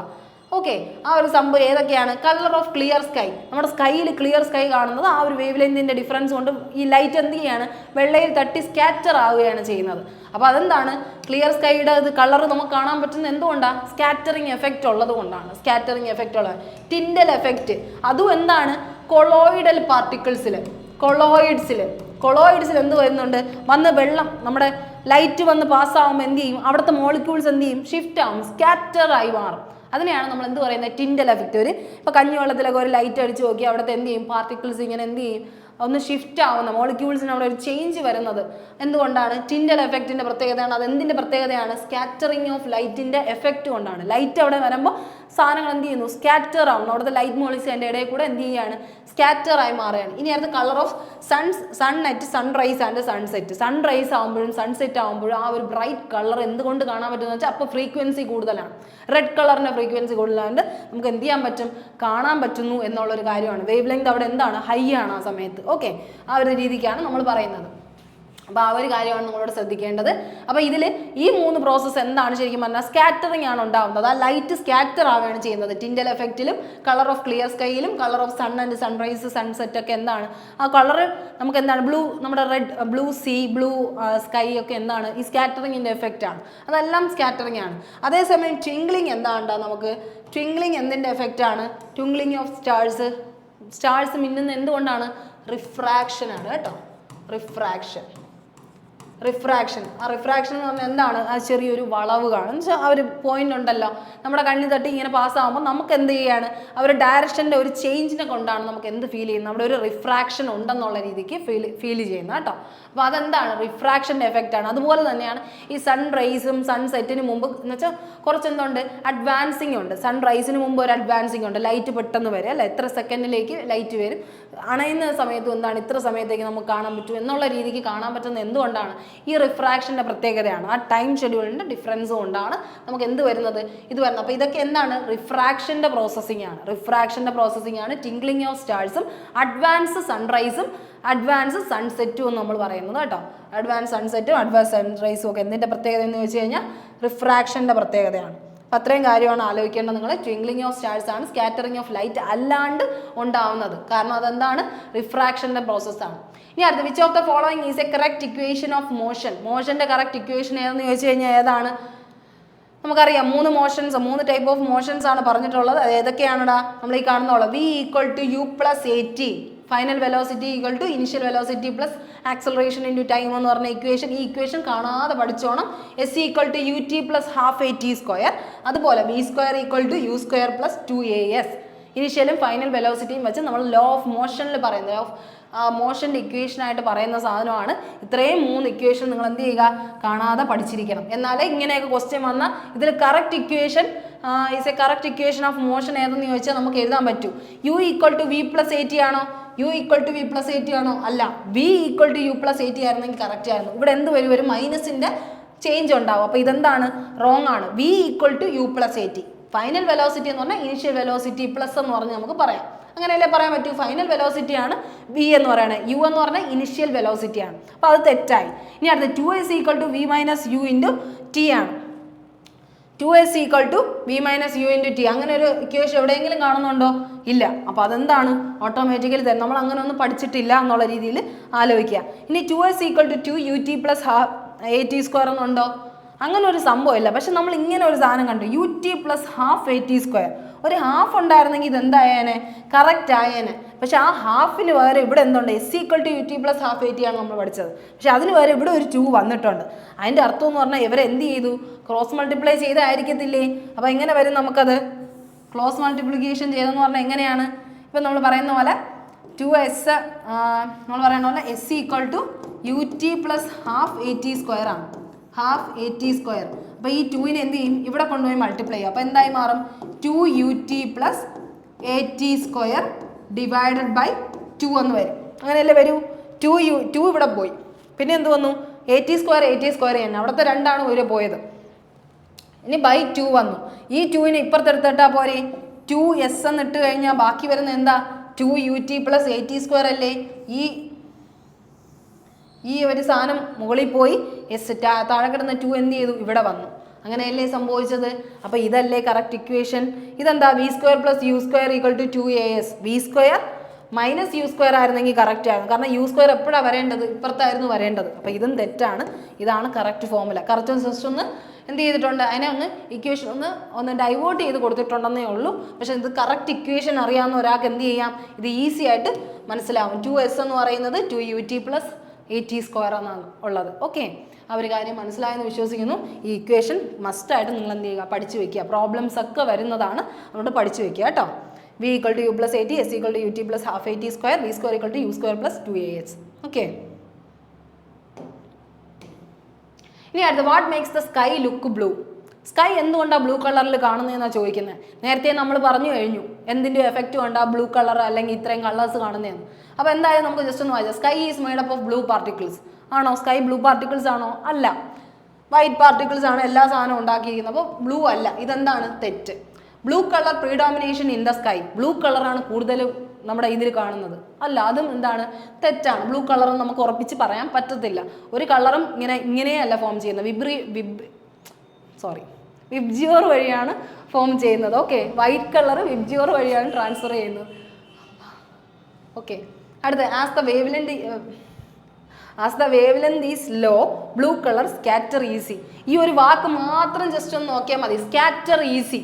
വേവ് ലെങ്ത് കുറവാണ്, ബ്ലൂവിൻ്റെ വേവ് ലെങ്ത് കുറവായതുകൊണ്ട് അത് പെട്ടെന്ന് എന്ത് ചെയ്യും? സ്കാറ്ററിങ് എഫക്റ്റ് കൊണ്ടുവരും, സ്കാറ്ററിങ് ഈസി ആക്കും. അതുകൊണ്ട് ഏതാണ് correct answer? As the wavelength is low blue colour will scatter easily. ആ ഒരു കാര്യമാണ് വരുന്നത് കേട്ടോ. As the wavelength is low blue colour എന്ത് ചെയ്യും? പെട്ടെന്ന് സ്കാറ്റർ ചെയ്യും. ആ ഒരു കാര്യമാണ് ആലോചിക്കേണ്ടത്. Blue wavelength is longer. അതെന്താണ്? തെറ്റാണ്. അത് തെറ്റാണ്. ബ്ലൂ വേവ് ലെങ്ത് വലുതല്ല, കൂടുതലല്ല, കുറവാണ്. ഓക്കെ, അതുകൊണ്ടാണ് സ്കാറ്ററിങ് ഈസി ആകുന്നത്. ലൈറ്റിൻ്റെ പാർട്ടിക്കിൾസിൻ്റെ മൂവ്മെൻറ്റ് ഈസി ആക്കുന്നത് വേവ് ലെങ്ത് കുറവായതുകൊണ്ടാണ്. അപ്പോൾ എന്താണ് സ്കൈ ലുക്ക് ബ്ലൂ എന്ന് ചോദിച്ചു കഴിഞ്ഞാൽ സ്കാറ്ററിങ് ഈസി ആയതുകൊണ്ടാണ്. മാത്രമല്ല ബ്ലൂവിൻ്റെ വേവ് ലെങ്ത് എന്താണ്? റെഡിനെ കമ്പയർ ചെയ്യുമ്പോൾ ലോ ആണ്. റെഡ് ആണ് ഹയസ്റ്റ്, ബ്ലൂ ആണ് ലോവസ്റ്റ് എന്നുള്ള രീതിയിൽ പറഞ്ഞത്. വിബ്ജിയോറിൽ ബ്ലൂ എവിടെയാണ്? ഇങ്ങറ്റത്താണ്, വേവ് ലെങ്ത് കുറഞ്ഞ ഭാഗത്താണ്. റെഡാണ് ഏറ്റവും കൂടുതൽ വേവ് ലെങ്ത് ഉള്ളത്. വേവ് കയറുക റെഡിനാണ്. നമുക്ക് വേവ് കുറയുമ്പോൾ നമ്മൾ തിളയ്ക്കുന്ന പോലെയാവും. അപ്പം റെഡാണ് വേവ് കൂടിയത്, റെഡാണ്. ആ ഒരു രീതിയിൽ ആലോചിക്കുക. ഇനി അടുത്ത hydraulic press works on the principle of hydraulic pressure അല്ലെങ്കിൽ ഹൈഡ്രോളിക് പ്രസ് എന്തിൻ്റെ ഒരു രീതിക്കാണ് വർക്ക് ചെയ്യുന്നതെന്ന് ചോദിച്ചു കഴിഞ്ഞാൽ ഏത് ലോയിൻ്റെ ബേസിസിലാണെന്ന് ചോദിച്ചാൽ ഹൂക്സ് ലോ ആണോ, ന്യൂട്ടൺസ് തേർഡ് ലോ ആണോ, പാസ്കൽസ് ലോ ആണോ, ആർക്കിമിഡിസ് പ്രിൻസിപ്പിൾ ആണോ എന്ന് ചോദിച്ചു കഴിഞ്ഞാൽ ഹൈഡ്രോളിക് പ്രഷർ ആണോ? എന്താണ്? Pascal's law. ഹൈഡ്രോളിക് പ്രസ് എവിടെയൊക്കെ നമ്മൾ കാറിലൊക്കെ ഉപയോഗിക്കുന്ന അറിഞ്ഞുകൂടെയൊക്കെ ഹൈഡ്രോളിക് ലിഫ്റ്റ് പോലെയുള്ള ഹൈഡ്രോളിക് പ്രഷറൊക്കെ കൊടുക്കുന്ന എന്തിലാ? കാറൊക്കെ ഉപയോഗിക്കുമ്പോൾ നമ്മൾ ആ ഒരു പ്രഷർ കൊടുക്കാറില്ലേ? ആ ഒരു സാധനമാണ്. വെള്ളത്തിൽ അപ്ലൈ ചെയ്യുന്ന ഒരു ഫോഴ്സിനെയാണ് നമ്മൾ എന്ത് പറയുന്നത്? പാസ്കൽസ് ലോ ആയിട്ട് പറയുന്നത്. അപ്പോൾ എന്തായാലും നമുക്ക് നോക്കാം. പാസ്കൽസ് ലോ ആണ് എന്തായാലും ഹൈഡ്രോളിക് പ്രഷറിൻ്റെ എക്സാമ്പിൾ എന്ന് പറയുന്നത് കേട്ടോ. ഹൈഡ്രോളിക് പ്രഷറിൻ്റെ എക്സാമ്പിൾ എന്ന് പറയുന്നത്. അപ്പോൾ ഇവിടെ വരുന്നത് നിങ്ങളറിയാമോ? നമ്മുടെ ഒരു ഫോഴ്സ് കൊടുക്കുക. ഇപ്പം നിങ്ങൾക്കറിയാം ഒരു കുഞ്ഞ് പോർഷനിൽ നിന്ന് കുറച്ച് ഏരിയയിൽ നിന്ന് F ഈക്വൽ ടു എന്താ നമ്മൾ പറയുന്നത്? Okay, F equal to P1 A1 എന്നുള്ള രീതിക്ക് പ്രഷർ ഇൻറ്റു ഏരിയ എന്നുള്ള രീതിയിലാണ് പറയുന്നത്. അല്ലെങ്കിൽ എന്ത് പറയാം? പ്രഷർ ഈക്വൽ ടു നമുക്ക് എന്ത് പറയാം? ഫോഴ്സ് ബൈ ഏരിയ എന്ന് പറയാം. ഇതാണ് ശരിക്കും പറഞ്ഞാൽ പാസ്കൽസ് ലോയുടെ ഇക്വേഷൻ കേട്ടോ. പാസ്കൽസ് ലോയുടെ ഇക്വേഷൻ. പ്രഷർ കൂടുമ്പോൾ അവിടെ എന്തുണ്ടാവും? ഫോഴ്സും കൂടും. ഇവിടെ ഇപ്പോൾ എന്താണ്? ഒരു കുഞ്ഞ് ഏരിയയുടെ രീതിക്ക് ഏരിയ കുറയും തോറും പ്രഷർ അവിടെ അപ്ലൈ ചെയ്യുന്ന കൂടുതലാണ്, അവിടെ ആക്ട് ചെയ്യുന്ന ഫോഴ്സും കൂടുതലാണ്. അതായത് നമ്മൾ ഇത്രയും പോർഷൻ വെച്ചിട്ട് നമ്മൾ എന്ത് ചെയ്യാണ്? ഒരു ഫോഴ്സ് അപ്ലൈ ചെയ്യാണ്. ആ ഫോഴ്സ് അപ്ലൈ ചെയ്യുമ്പോൾ ആ ഫോഴ്സ് എല്ലാ ഡയറക്ഷനും ഈക്വലി പോകും. അതായത് നമ്മളൊരു കംപ്രഷൻ കൊടുക്കുമ്പോൾ ഒരു സാധനത്തിന് ഇങ്ങനെ പ്രസ് ചെയ്യുന്ന സമയത്ത് ഉള്ളിലെ ഏരിയ എന്താണ്? നമ്മൾ കൊടുക്കുന്ന പ്രഷർ എവിടെയാണ്? ഈ വെള്ളത്തിൻ്റെ എല്ലാ ഭാഗത്തും എത്തും. എല്ലാ ഭാഗത്തും ഈക്വലി ഡയറക്ഷനിലായിട്ട് പോകും. ഒരു ഭാഗത്ത് മാത്രമല്ല, പ്രഷർ കൊടുക്കുന്ന സ്ഥലത്ത് മാത്രമല്ല, ആ വെള്ളത്തിൻ്റെ ഫുൾ ഏരിയയും കവർ ചെയ്തായിരിക്കും അതിന് എന്ത് പോകുന്നത്? ആ പ്രഷർ കൊടുക്കുന്നത്, ആ ഫോഴ്സ് കൊടുക്കുന്നത് ആ ഫുൾ ഏരിയയാണ്. അപ്പോൾ ഇവിടെ ഒരു പ്രഷർ കൊടുത്താൽ ഈ പാർട്ടിക്കിൾസ് എല്ലാവരും എന്ത് ചെയ്യും? ആ ഫോഴ്സിൽ ആക്ട് ചെയ്യും. ആ ഫോഴ്സിൽ ആക്ട് ചെയ്യുമ്പോൾ ഏരിയ കുറച്ചുള്ള ഇടത്ത് നിന്ന് അടുത്ത ഏരിയ എത്തുമ്പോൾ എന്ത് പറ്റും? അത്രയും ഫോഴ്സിലായിരിക്കും സാധനം പറഞ്ഞത്. കാരണം ഇവിടെ എന്തുണ്ട്? സ്പേസ് കൂടുതലാണ്. അപ്പോൾ എന്തായിരിക്കും? ആദ്യം ഇവിടെ നമ്മൾ ഒരു പ്രഷറും കൊടുക്കാതെ ഒരു ഫോഴ്സ് ചെറിയ ഫോഴ്സ് ആണെങ്കിൽ അതിൻ്റെ 10 ഇരട്ടി ഫോഴ്സ് ആയിരിക്കും ഇവിടെ വരുമ്പോൾ വെള്ളത്തിനുണ്ടാവുന്നത് അല്ലേ? കാറൊക്കെ ഇങ്ങനെ പൊക്കി വെച്ചിട്ട് നമ്മൾ വെള്ളം അടിക്കുമ്പോൾ ഇവിടെ കുറച്ച് ഫോഴ്സേ നമ്മൾ കൊടുക്കുന്നുള്ളൂ. അതേസമയം ഇവിടെ എത്തുമ്പോൾ അതെന്തായിരിക്കും? ഭയങ്കര എക്സ്ട്രാ ഫോഴ്സ് ആയിരിക്കും. കാരണം ഇവിടെ ഇത്രയും സ്ഥലത്തിന് നമ്മൾ കൊടുക്കുന്നുള്ളൂ. ആ സ്ഥലം ഇങ്ങനെ ട്രാൻസ്ഫർ ആയി ഇവിടെ ഉള്ള എല്ലാ മോളിക്യൂൾസും കൂടെ ചേർന്നിട്ടാണ് അവിടെ എന്തുണ്ടാവുന്നത്? ഒരു ഫോഴ്സ് ആക്ട് ചെയ്യുന്നത്. അതിനെയാണ് നമ്മൾ എന്ത് പറയുന്നത്? ഹൈഡ്രോളിക് പ്രഷറായിട്ട് നമ്മൾ പറയുന്നത് കേട്ടോ. കുഞ്ഞ് ഏരിയയിൽ നിന്ന് വലിയ ഏരിയയിലേക്ക് പോകുന്ന ആ ഫോഴ്സിനെയാണ് നമ്മൾ ആ ഒരു രീതിക്ക് പറയുന്നത്. Pressure equal to force by area. കാറിലൊക്കെ അപ്ലൈ ചെയ്യുന്നത് അങ്ങനെ ഒരു ഫോഴ്സ് ആണ് കേട്ടോ. ഇനി അടുത്ത ഹൂക്സ് ലോ പറയുന്നു. ഹൂക്സ് ലോ എന്ന് പറഞ്ഞാൽ എന്താണ്? ഹൂക്സ് ലോ എന്ന് പറഞ്ഞാൽ ലോ ഓഫ് എലാസ്റ്റിസിറ്റിയുടെയാണ്. സ്പ്രിംഗ് കോൺസ്റ്റന്റിനെയാണ്. നമ്മൾ സ്പ്രിങ് വലിക്കുമ്പോൾ എത്ര എലാസ്റ്റിഫൈ ആവുന്നു, ആ ഒരു കാര്യമാണ് കേട്ടോ. എഫ് ഈക്വൽ ടു കെ എന്ന് പറഞ്ഞാൽ സ്പ്രിങ് കോൺസ്റ്റന്റും ഇൻറ്റു എക്സ് എന്ന് പറഞ്ഞാൽ എന്താണ്, എക്സ് എന്ന് പറഞ്ഞാൽ സ്ട്രെച്ചിങ് ആണ്. സ്പ്രിങ് എത്രത്തോളം സ്ട്രെച്ച് ആയി എന്നുള്ളൊരു കാര്യമാണ്. ഒരു ഫോഴ്സ് കൊടുക്കുമ്പോൾ, നമ്മളൊരു ഫോഴ്സ് കൊടുക്കുമ്പോൾ അതിൻ്റെ എലാസ്റ്റിസിറ്റിയെ കാണിക്കുന്ന സാധനമാണ് നമ്മൾ എന്ത് പറയുന്നത്, ഈ പറയുന്ന ഹുക്സ് ലോ പറയുന്നത്. അപ്പോൾ ഹുക്സ് ലോയെ നമുക്ക് എന്ത് പറയാം, ലോ ഓഫ് എലാസ്റ്റിസിറ്റി എന്നും പറയാം. എലാസ്റ്റിസിറ്റി വർക്ക് ചെയ്യുന്നത് സ്പ്രിങ് കോൺസ്റ്റൻസ് അല്ലെങ്കിൽ സ്പ്രിങ് വർക്ക് ചെയ്യുന്ന എന്ത് പ്രിൻസിപ്പിൾ എന്ന് ചോദിച്ചു കഴിഞ്ഞാൽ അതാണ് എന്തെന്ന് പറയുന്നത്, നമ്മുടെ ഹുക്സ് ലോ എന്ന് പറയുന്നത്. ആ ഒരു കാര്യം ശ്രദ്ധിക്കുക. ഇനി അടുത്ത ആർക്കിമിഡീസ് പ്രിൻസിപ്പിൾ ഉണ്ട്. ആർക്കിമിഡീസ് പ്രിൻസിപ്പിൾ എന്ന് പറയുമ്പോൾ ബോയിൻ്റെ force is equal to the weight of displaced water ആണ് ശരിക്കും പറഞ്ഞാൽ. അപ്പോൾ എന്താണ് ആർക്കിമിഡീസ് പ്രിൻസിപ്പിളും കൂടെ നമുക്ക് ജസ്റ്റ് നോക്കാം, കാരണം നിങ്ങളുടെ ഓപ്ഷൻസിൽ അതൊക്കെ ഉണ്ടായിരുന്നു, അതുകൊണ്ടാണ് ഇത് പറഞ്ഞു പോകുന്നത് കേട്ടോ. അപ്പോൾ ആർക്കിമിഡീസ് പ്രിൻസിപ്പിൾ എന്ന് പറഞ്ഞാൽ എന്താ, നമ്മൾ എത്ര വെയിറ്റ് ഒരു പ്രഷർ കൊടുക്കുന്നോ, അതായത് ഇപ്പം ഒരു സാധനം ഒരു ബോഡി, നിങ്ങൾക്ക് അറിയാലോ പണ്ട് യുറേക്കയൊക്കെ കിട്ടിയ കഥകൾ. അപ്പോൾ അതിൽ എന്താണ്, ഒരു സാധനം ഇടുന്നു, ആ സാധനം ആ ഒരു ബോഡിയുടെ വെയിറ്റിനനുസരിച്ചുള്ള വെള്ളം എന്ത് ചെയ്യും, ഡിസ്പ്ലേസ് ആയി പോകും അല്ലേ. നമുക്കറിയാലോ ഒരു സാധനത്തിൽ ഒരു വെള്ളത്തിനകത്ത് ഒരു കല്ലിട്ട് കഴിഞ്ഞാൽ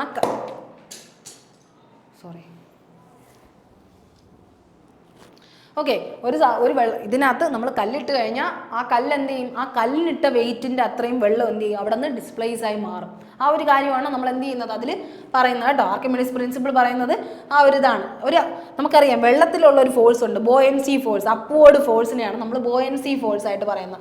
അപ്വേർഡ് ഫോഴ്സ്, ഒരു ഫോഴ്സ് മുകളിലോട്ട് ആക്ട് ചെയ്യുന്നുണ്ട്. അപ്പോൾ നമ്മളൊരു സാധനം അതിലേക്ക് ഇട്ട് കൊടുക്കുമ്പോൾ ആ ബോയൻസി ഫോഴ്സ് തിരിച്ചൊരു പ്രഷർ ആക്ട് ചെയ്യും. അതിനെയാണ് ബോയൻസി ഫോഴ്സ് എന്ന് പറയുന്നത്. അപ്പോൾ ആ ഫോഴ്സിന് തുല്യമായിട്ടുള്ള വെള്ളം ഡിസ്പ്ലേസ് ആവുകയും ചെയ്യും, അതിനനുസരിച്ചുള്ള വെയിറ്റ് ബോഡി എന്ത് ചെയ്യും, അതിൽ കയറുകയും ചെയ്യും. അതാണ് നമ്മൾ buoyancy force is equal to weight of displaced water. Buoyancy force എന്ന് പറഞ്ഞാൽ ഡിസ്പ്ലേസ്ഡ് വാട്ടറിന് തുല്യമായിരിക്കും എന്നാണ് പറയുന്നത്. അത് വെച്ചിട്ടാണ് ഏതൊക്കെ ആക്ട് ചെയ്യുന്നത്, നമ്മുടെ ഷിപ്പൊക്കെ നമ്മുടെ ഈ ഫ്ലോട്ടായി പോകുന്നത് അല്ലേ, വെള്ളത്തിൽ കൂടെ ഷിപ്പൊക്കെ പോകുന്നത്.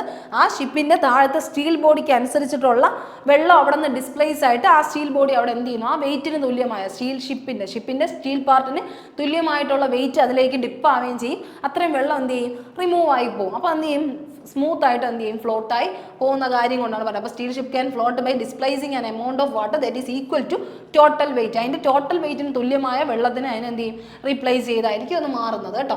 ആ ഒരു കാര്യമാണ് അതിൽ പറയുന്നത്. അപ്പോൾ ഇത്രയും കാര്യമാണ് അതിൽ പറയാനുള്ളത്. അപ്പോൾ ഇത്രയും പ്രിൻസിപ്പിൾ നിങ്ങൾ എന്ത് ചെയ്യുക, ജസ്റ്റ് ഒന്ന് നോക്കി വയ്ക്കുക. ഇനി അടുത്ത് നമുക്ക് പറയേണ്ടത് സെൽസ് ഓഫ് മെരിസ്റ്റമാറ്റിക് ടിഷ്യൂ ഉണ്ടാക്കിയിരിക്കുന്ന ലാക്ക് ചെയ്യുന്നത് എന്താണ്. മെരിസ്റ്റമാറ്റിക് ടിഷ്യൂ ലാക്ക് ചെയ്യുന്ന എന്തിനാണെന്ന് ചോദിച്ചു കഴിഞ്ഞാൽ എന്തിനാണോ നമുക്ക് ചോദിച്ചു കഴിഞ്ഞാൽ വാക്യൂൾസ് ആണ് കേട്ടോ. വാക്യൂൾസ് ആണ്. നമുക്ക് ടൈം ഒരുപാടായല്ലേ. Okay, cells of meristematic tissue എന്തിനാണ് ലാക്ക് ചെയ്യുന്നതെന്ന് ചോദിച്ചു കഴിഞ്ഞാൽ സെല്ലുലോസ് ആണ് കേട്ടോ. വാക്യൂൾസ് ആണ് കേട്ടോ. വാക്യൂൾസ് ആണ്. മെരിസ്റ്റമാറ്റിക് ടിഷ്യൂ എന്ന് പറഞ്ഞാൽ എന്താണ്, ചേഞ്ച് ചെയ്തുകൊണ്ടിരിക്കുന്ന ടിഷ്യൂവിനെയാണ് നമ്മൾ മെരിസ്റ്റമാറ്റിക് ടിഷ്യൂ എന്ന് പറയുന്നത്.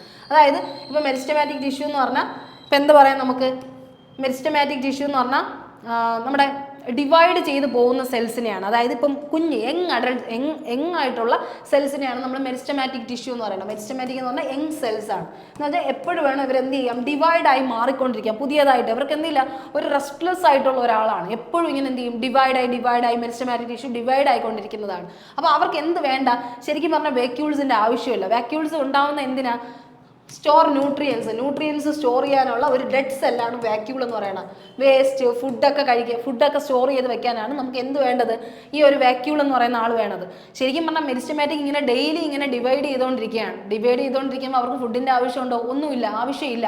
അവരെപ്പോൾ വേണോ മരിക്കാം എന്ന് വെച്ചാൽ എപ്പോൾ വേണോ ഡിവൈഡ് ചെയ്യാം. അവർക്ക് ജീവൻ എന്ന് പറഞ്ഞൊരു സാധനമല്ല, എപ്പോഴും എന്ത് ചെയ്യാണ്, ഇങ്ങനെ മാറിക്കൊണ്ടിരിക്കുകയാണ്, ഷിഫ്റ്റിംഗ് നടന്നുകൊണ്ടിരിക്കുകയാണ്. അതുകൊണ്ട് അവർക്ക് എന്തിൻ്റെ ആവശ്യമില്ല, ഫുഡിൻ്റെ ആവശ്യമില്ല. അതുകൊണ്ട് തന്നെ അവരെന്ത് ചെയ്യില്ല, ന്യൂട്രിയൻസിൻ്റെ ഒന്നും ആവശ്യമില്ലാത്തതുകൊണ്ട് അവരെന്ത് ചെയ്യും, യങ് സെൽസ് ആണ്, അവർക്ക് അതിൻ്റെ വാക്യൂളിൻ്റെ ആവശ്യവും ഇല്ല. ഈ മെരിസ്റ്റമാറ്റിക് ടിഷ്യൂ നമുക്ക് മൂന്നായിട്ട് ഡിവൈഡ് ചെയ്യാം. അതിന് എന്തൊക്കെയാണ് പറയുന്നത്, Inter calorie meristem, epical meristem, epical എന്ന് പറഞ്ഞാൽ എന്താണ്, ഏറ്റവും നമ്മുടെ ഒരു പ്ലാന്റ് എടുത്തു കഴിഞ്ഞാൽ ഇതെന്താണ്, പ്ലാന്റ് ടിഷ്യൂ ആണ് കേട്ടോ. സെൽസ് ഓഫ് മെരിസ്റ്റമാറ്റിക് ടിഷ്യൂ എന്ന് പറഞ്ഞാൽ പ്ലാന്റിൻ്റെ ടിഷ്യൂ ആണ്, അനിമൽ ടിഷ്യൂ അല്ല, പ്ലാന്റിൻ്റെ ടിഷ്യൂ ആണ്. അപ്പോൾ അതെന്തിനാണ് സഹായിക്കുന്നതെന്ന് ചോദിച്ചാൽ നമ്മുടെ പ്ലാന്റിനെ വളരാൻ സഹായിക്കുകയാണ്. ആ ഒരു ഭാഗം വെട്ടിക്കളഞ്ഞാൽ വീണ്ടും പൊടിക്കാനുള്ള ശക്തി ഉണ്ടാക്കി കൊടുക്കുകയാണ്. അപ്പോൾ നീളം വയ്ക്കാൻ വേണ്ടിയായിട്ട് മെരിസ്റ്റമാറ്റിക് ടിഷ്യൂ ലെങ്ത് വയ്ക്കാൻ വേണ്ടി ഉപയോഗിക്കുന്ന സാധനമാണ് മെരിസ്റ്റമാറ്റിക് എപ്പിക്കൽ മെരിസ്റ്റം എന്ന് പറയുന്നത്. അതിൻ്റെ ലെങ്തിങ് അതിൻ്റെ ഷൂട്ട് ഓഫ് ദ ടിപ്പിലാണ്, ഈ ഒരു ടിപ്പ് ഭാഗത്താണ്, ചെടിയുടെ ടിപ്പിലാണ് എന്ത് കാണുന്നത്, നമ്മുടെ എപ്പിക്കൽ മെരിസ്റ്റം കാണുന്നത്.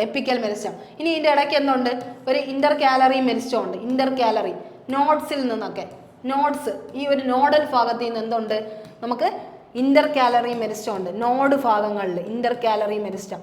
ഓക്കെ, അപ്പം ലെങ്ത് കൂടാൻ വേണ്ടി എപ്പിക്കൽ മെരിസ്റ്റം, അത് കഴിഞ്ഞ് നടുക്ക് നോഡൽ റീജിയൻ വളരാൻ വേണ്ടി ഇന്റർകാലറി മെരിസ്റ്റം, അത് കഴിഞ്ഞ് എന്തുണ്ട് നമ്മുടെ ഈ ഗിർത്ത് ഭാഗം ഉണ്ടല്ലോ വിട്ട് കൂടാൻ വേണ്ടി ഈ ഒരു ഭാഗം വിട്ട് അല്ലെങ്കിൽ ഗിർത്ത് കൂടാൻ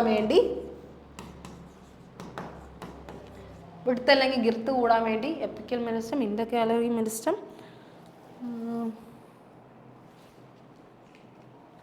ഓക്കെ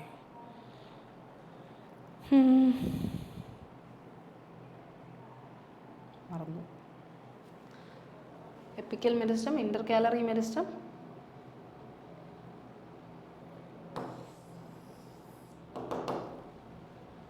ഓക്കെ. അതെന്തായാലും പിന്നെ എപ്പോഴെങ്കിലും ഞാൻ ക്ലിയർ ചെയ്ത് തരാം. എന്തായാലും എപ്പിക്കൽ മെരിസ്റ്റം ഉണ്ട്, ഇന്റർകാലറി മെരിസ്റ്റം ഉണ്ട്, ഒരു മെരിസ്റ്റം കൂടെ ഉണ്ട്. ഓക്കെ ലാറ്ററൽ മെരിസ്റ്റം കേട്ടോ. ലാറ്ററൽ മെരിസ്റ്റം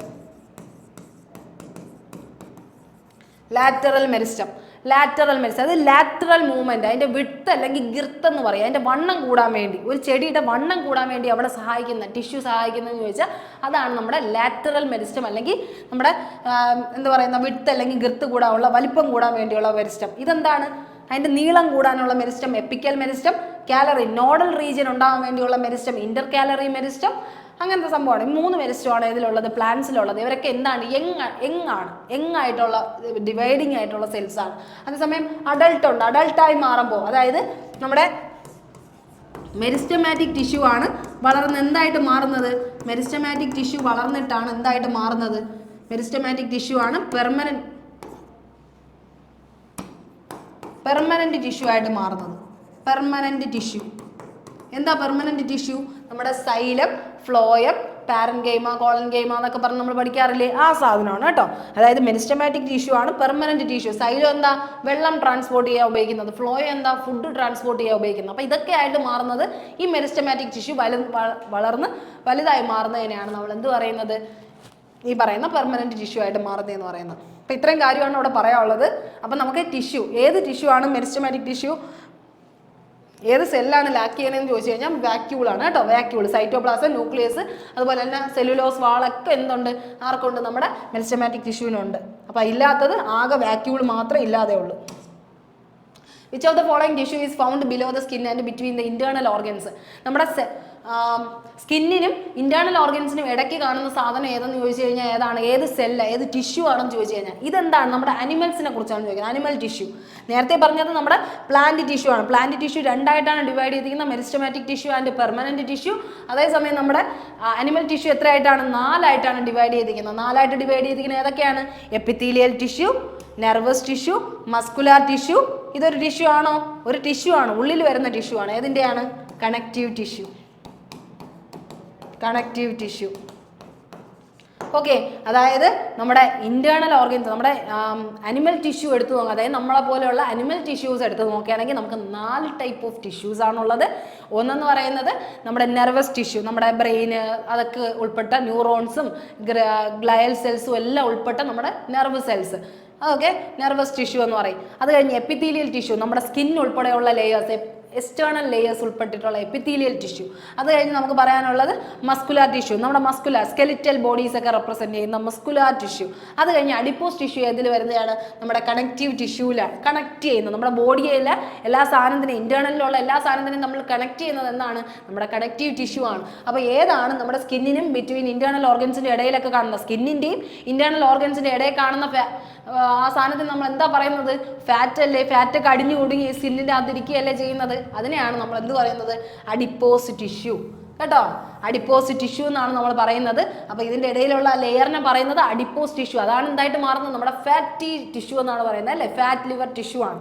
അതെന്ന് പറഞ്ഞാൽ വിസറൽ ഫാറ്റ്, സബ്ക്യൂട്ടേനിയസ് ഫാറ്റ്, നമ്മുടെ ഇവിടെയൊക്കെ വയറിൽ അബ്ഡോമിനൽ റീജിയനിലൊക്കെ ഭയങ്കരമായിട്ടും ഫാറ്റൊക്കെ അടിഞ്ഞു കൂടാറില്ലേ. അപ്പോൾ അതൊക്കെ എന്തിൻ്റെ ഇതുകൊണ്ടാണ്, വയറിൽ, നമ്മുടെ തൈസ് റീജിയനിൽ, അത് കഴിഞ്ഞ് കൈ ഈ ഒരു ഭാഗങ്ങളിലൊക്കെ ഇങ്ങനെ വരുന്നതിൻ്റെ കാര്യം എന്താ, നമ്മുടെ അഡിപ്പോസ് ടിഷ്യൂ അടിഞ്ഞു കൂടുന്നതാണ്, ഫാറ്റി ടിഷ്യൂസ് അടിഞ്ഞു കൂടുന്നതാണ്. അപ്പോൾ അതെന്താണ്, ഒരു തരത്തിലുള്ള കണക്റ്റീവ് ടിഷ്യൂ ആണ്. ഏതൊക്കെയാണ് കണക്റ്റീവ് ടിഷ്യൂ, നമ്മുടെ ബ്ലഡ്, ബോണ്, ലിംഫ്,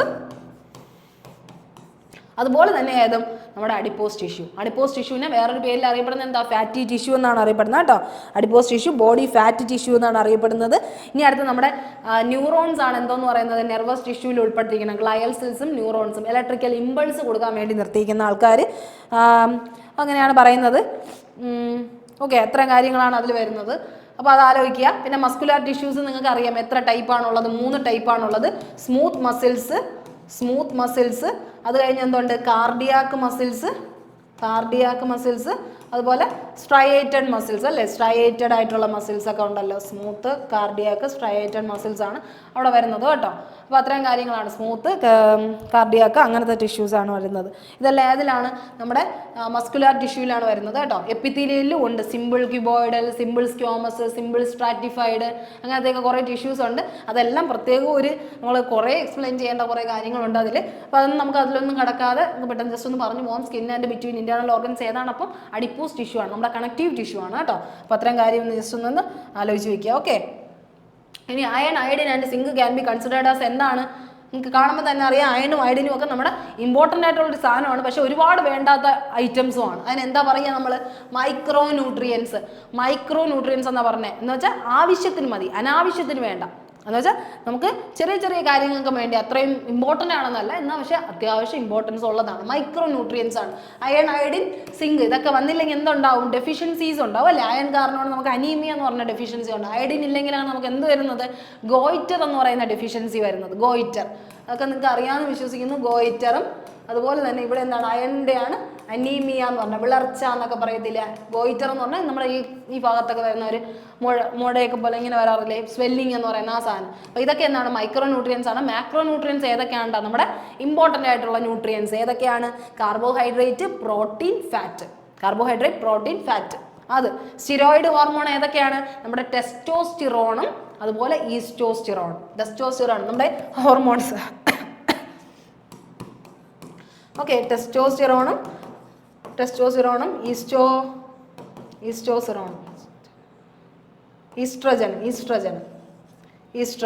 ഓക്കെ, അത്രയും കാര്യങ്ങളാണ് വരുന്നത്. അപ്പോൾ ടെസ്റ്റോസ്റ്റിറോണും ഈസ്ട്രജനും ഒക്കെയാണ് അതിൽ വരുന്നത്. Okay, oestrogens. ഓക്കെ, അപ്പോൾ ഇത്രയും കാര്യങ്ങൾ മനസ്സിലായെന്ന് വിശ്വസിക്കുന്നു. ഇനി അടുത്ത് identify the animal that is not a non കോഡേറ്റ്. എന്താ കോഡേറ്റ്സ് എന്ന് പറഞ്ഞാൽ? കോഡേറ്റ്സ് എന്ന് പറഞ്ഞാൽ നോട്ടോകോഡ് ഉള്ളവർ. നോട്ടോകോഡ് എന്ന് പറഞ്ഞാൽ എന്താ? നട്ടല് അങ്ങനത്തെ ഭാഗങ്ങളുള്ളത്. ബ്രെയിൻ സെൽസ്, നമ്മുടെ നെർവ് സെല്ലും അതുപോലെ തന്നെ നമ്മുടെ കോഡ് സെല്ല്, നോട്ടോകോഡ് സെൽസ് ഉള്ളവരൊക്കെയാണ് നമ്മൾ എന്ത് പറയുന്നത്? ഈ പറയുന്ന കോഡേറ്റ്സ് എന്ന് പറയുന്നത്. അതിൽ ആരൊക്കെയാണ് നോൺ കോഡേറ്റ്സ് എന്നാണ് ചോദിച്ചിരിക്കുന്നത്. ആരൊക്കെയാണ് നോൺ കോഡേറ്റ്സ്? ആരൊക്കെയാണ്? ആർത്രോപോഡ. എന്താണ് നമ്മുടെ നോൺ കോഡേറ്റ്സ് അല്ലേ? നോട്ട് എ നോട്ടോകോഡ് എന്നാണ് ചോദിച്ചത് കേട്ടോ. നോൺ കോഡേറ്റ് എന്നാണ് ചോദിച്ചത്. നോൺ കോഡേറ്റ് ആണ് ആര്? ആർത്രോപോഡ എന്ന് പറഞ്ഞാൽ എന്താണ്? Largest phylum in animal kingdom. എത്ര ഫൈലം ഉണ്ട്? 11 ഫൈലം ഉണ്ട്. 11 ഫൈലം. ആ 11 ഫൈലത്തിൽ ലാർജസ്റ്റ് ഫൈലമാണ് ഫൈലം ആർത്രോപോഡ. ജോയിന്റഡ് അപ്പൻഡേജസ് അല്ലെങ്കിൽ ജോയിന്റഡ് ലെഗ്സ് ഉള്ള ഇൻസെക്റ്റ് ഗ്രൂപ്പിനെയാണ് നമ്മൾ ആർത്രോപോഡ എന്ന് പറയുന്നത്. അപ്പം അവരാണ് എന്തെന്ന് പറയുന്നത്? അവരെന്താണ്? ഒരു നോൺ കോഡേറ്റ് ആണ്. കാരണം അവർക്ക് നട്ടലുണ്ടോ? എണീറ്റ് ഇങ്ങനെയാണോ നിൽക്കുന്നത്? അല്ല, അവരെന്താണ്? അല്ലാണ്ടാണ് അവർ ജീവിക്കുന്നത് അല്ലേ? അപ്പോൾ അതിനെയാണ് ആർത്രോപോഡ. അവർക്ക് ജോയിന്റഡ് ലെഗ്സ് മാത്രമേ ഉള്ളൂ. അപ്പോൾ അതെന്താണ്? ഇൻസെക്റ്റൽ ഗ്രൂപ്പാണ് എന്ന് ആലോചിക്കാം. പോരിഫെറ. എന്താണ് പോരിഫെറ? ഫസ്റ്റ് ഗ്രൂപ്പാണ് പോരിഫെറ എന്ന് പറഞ്ഞാൽ സ്പോഞ്ചസ് ആണ് അല്ലേ? നമ്മൾ പറയുന്ന സ്പോഞ്ചസ്, പോഴ്സ് ഉള്ളവർ, ബോഡിയിൽ സ്പോഞ്ചസ് ഉള്ളവർ. അതുപോലെ തന്നെ വാട്ടർ കനാൽ സിസ്റ്റത്തിൻ്റെ ആൾക്കാർ. വാട്ടർ കനാൽ സിസ്റ്റം, സ്വന്തമായിട്ടൊരു വാട്ടർ കനാൽ സിസ്റ്റം ഉള്ളവർ. ഓസ്റ്റിയ വഴി ഫുഡ് സ്പോഞ്ചോസീലിൽ എത്തുന്നു. സ്പോഞ്ചോസീൽ വഴി ഓസ്കുലം വഴി വെള്ളം പുറത്തു പോകുന്നു. അങ്ങനെയാണ് അവരെന്ത് ചെയ്യുന്നത്? കഴിയുന്നത്. ഇവരെന്താണ്? യൂണിസെല്ലുലാർ ആണ് അല്ലേ? മൾട്ടി സെല്ലുലാർ ആണ്. അതിൽ തന്നെ എന്താണ്? അവർക്ക് വേറെ ഒന്നുമില്ല, വേറെ ഒരു കാര്യം അവർക്ക് എന്ത് ചെയ്യത്തില്ല, ചെയ്യാൻ പറ്റത്തില്ല. ഭയങ്കര സെല്ലുലാർ ബോഡിയാണ് അവർക്ക്. എന്താണ്? സെല്ലുലാർ ലെവൽ ഓഫ് ബോഡിയാണ് സെല്ലുലാർ. ബാക്കിയുള്ളവരെല്ലാം എന്താണ്? ഏകദേശം ടിഷ്യൂ എങ്കിലും എത്തിക്കാണും അല്ലേ? പോരിഫെറ മാത്രം സെല്ലുലാർ ലെവലാണ്, സ്പോഞ്ചസ് ആണ്, വാട്ടർ കനാൽ സിസ്റ്റം ആണ് അവരുടെ ഒരു പ്രത്യേക അഡീഷണൽ ഫീച്ചർ എന്ന് പറഞ്ഞാൽ. ഫ്രഷ് വാട്ടറിലാണ് ഏറ്റവും കൂടുതൽ കാണുന്നത്. അക്വാട്ടിക് ആണ് അല്ലേ? ആ ഒരു കാര്യം ആലോചിക്കുക. ഇനി അരക്കിനൈഡ്സ്. എന്താ അരക്കിനൈഡ്സ്? അരക്കിനൈഡ്സ് എന്ന് പറഞ്ഞാൽ എന്താ? നമ്മുടെ 8 കാലികൾ അല്ലേ? ചിലന്തി പോലെയുള്ള അല്ലെങ്കിൽ പഴുതാരയൊക്കെ പോലെയുള്ള സംഭവങ്ങളെയാണ് നമ്മൾ എന്ത് പറയുന്നത്? അരക്കിനൈഡ്സ്. 8 കാലിയുള്ള എല്ലാത്തിനെയും എന്താ പറയുക? നമ്മുടെ സ്കോർപ്പിയോൺ, തേൾ എന്നൊക്കെ പറയുന്നില്ലേ? അതിനെയൊക്കെയാണ് നമ്മൾ അരക്കിനൈഡ്സ് എന്ന് പറയുന്നത്. അരക്കിനൈഡ്സ്. ഓക്കെ, അതെന്താണ്? ശരിക്കും പറഞ്ഞാൽ ആർത്രോപോഡയിൽ വരുന്ന ഒരു കാറ്റഗറിയാണ്. അതെല്ലാം എന്താണ്? ഇവരെല്ലാവരും ഒന്നുമില്ല, ബോഡി ഒന്നും ഇല്ലാതെ ഭയങ്കര എന്താണ്? നോട്ടോകോഡ് ഇല്ലാത്തവരാണ്. അതുകൊണ്ട് തന്നെ അവരെന്താണ്? നോൺ കോഡേറ്റ്സ് ആണ്. അപ്പം കോഡേറ്റ്സ് ആയിട്ട് ആര് മാത്രമേ ഉള്ളൂ? റെപ്റ്റൈൽസ്. കോർഡേറ്റ് ആണ് അല്ലേ? റെപ്റ്റൈൽ ആരാ ശരിക്കും പറഞ്ഞാൽ? വാരിയല്ല അല്ലെങ്കിൽ നട്ടലുണ്ടെന്ന് പറയാം, അല്ലെങ്കിൽ വാലുണ്ടെന്ന് പറയാൻ പറ്റുന്ന ജീവികളാണ് റെപ്റ്റൈൽസ് അല്ലേ, കോഡേറ്റ്സ് എന്ന് പറയുന്നത്. അപ്പോൾ അതിൽ ആരൊക്കെയാണ് വരുന്നത്? റെപ്റ്റൈൽസിൽ പാമ്പ്, ഇഴജന്തുക്കൾ, അത് കഴിഞ്ഞ് അങ്ങനത്തെ ചിങ്കണ്ണി പോലെയുള്ള ഐറ്റംസ് ഒക്കെ ഉണ്ടല്ലോ. അപ്പോൾ അതൊക്കെയാണ് റെപ്റ്റൈൽസിൽ ഉരകവർഗ്ഗങ്ങൾ അല്ലേ, ഉരകവർഗ്ഗങ്ങൾ. നമുക്ക് ഇഴഞ്ഞ് ജീവിക്കുന്ന ജീവികൾ റെപ്റ്റൈൽസ്. ഇതൊക്കെ എന്തിന് എക്സാമ്പിളാണ്? കോഡേറ്റ്സിന് എക്സാമ്പിളാണ്. നമ്മൾ കോഡേറ്റ്സ് ആണ് അല്ലേ, ഹ്യൂമൻ ബീങ്സ് കോഡേറ്റ്സ് ആണ്, ബേർഡ്സ് കോഡേറ്റ്സ് ആണ്. അത് കഴിഞ്ഞാലുണ്ട് റെപ്റ്റൈൽസ് കോഡേറ്റ്സ് ആണ്, ആംഫീബിയൻസ് കോഡേറ്റ്സ് ആണ്, അങ്ങനെ ഫിഷസ് കോഡേറ്റ്സ് ആണ്. അതെല്ലാം കോഡേറ്റ്സ് ഗ്രൂപ്പാണ്. ഓക്കെ, ആ ഒരു കാര്യം ആലോചിക്കുക. Which nutrient chlorella rich? ഏത് ന്യൂട്രിയൻ്റ് ആണ് ക്ലോറല്ല റിച്ച്? ക്ലോറല്ല എന്ന് പറഞ്ഞാൽ എന്താണ്? ഗ്രീൻ ആൽഗയാണ് കേട്ടോ, ഗ്രീൻ ആൽഗ. ക്ലോറോഫൈറ്റ എന്നാണ് പറയുന്നത്, ക്ലോറോഫൈറ്റ എന്ന് പറഞ്ഞാൽ ഗ്രീൻ ആൽഗ കേട്ടോ, ഗ്രീൻ ആൽഗയാണ്. ക്ലോറോഫൈറ്റ എന്ന് പറഞ്ഞാൽ ഗ്രീൻ ആൽഗയാണ്. വിച്ച് ന്യൂട്രിയൻ ക്ലോറല്ല റിച്ച് എന്ന് പറഞ്ഞാൽ പ്രോട്ടീനാണ്. പ്രോട്ടീൻ. അതുകൊണ്ടാണ് ഇവർ എന്തിനു വേണ്ടി ഉപയോഗിക്കുന്നത്? സ്പേസ് ട്രാവലേഴ്സ് ആണ് ഉപയോഗിക്കുന്നത് കേട്ടോ. സ്പേസ് ആൽഗ എന്നാണ് പറയുന്നത്. സ്പേസ് ട്രാവലേഴ്സ് അങ്ങ് സ്പേസിലൊക്കെ പോകുമ്പോൾ കൊണ്ടുപോകുന്ന ഒരു ടിന്നിലാക്കി ഒരു ആൽഗയുടെ എന്താണ് ഈ ഫോം ആക്കി ഒരു പച്ച കളർ മെഡിസിൻ പോലെ ടാബ്ലറ്റ് പോലെ ആക്കി കൊണ്ടുപോകുന്ന സാധനമാണ് ഏത്? ക്ലോറല്ല എന്ന് പറയുന്നത്. അവരെന്താണ്? ഗ്രീൻ ആൽഗേസ് ആണ്, ആൽഗേ ഗ്രൂപ്പാണ്, ആൽഗൽ ഗ്രൂപ്പാണ്. ഗ്രീൻ ആൽഗയാണ്. ക്ലോറോഫൈറ്റയാണ്. ഫൈക്കോളജി എന്നല്ലേ നമ്മൾ ആൽഗയുടെ സ്റ്റഡിയെ പറയുന്നത്?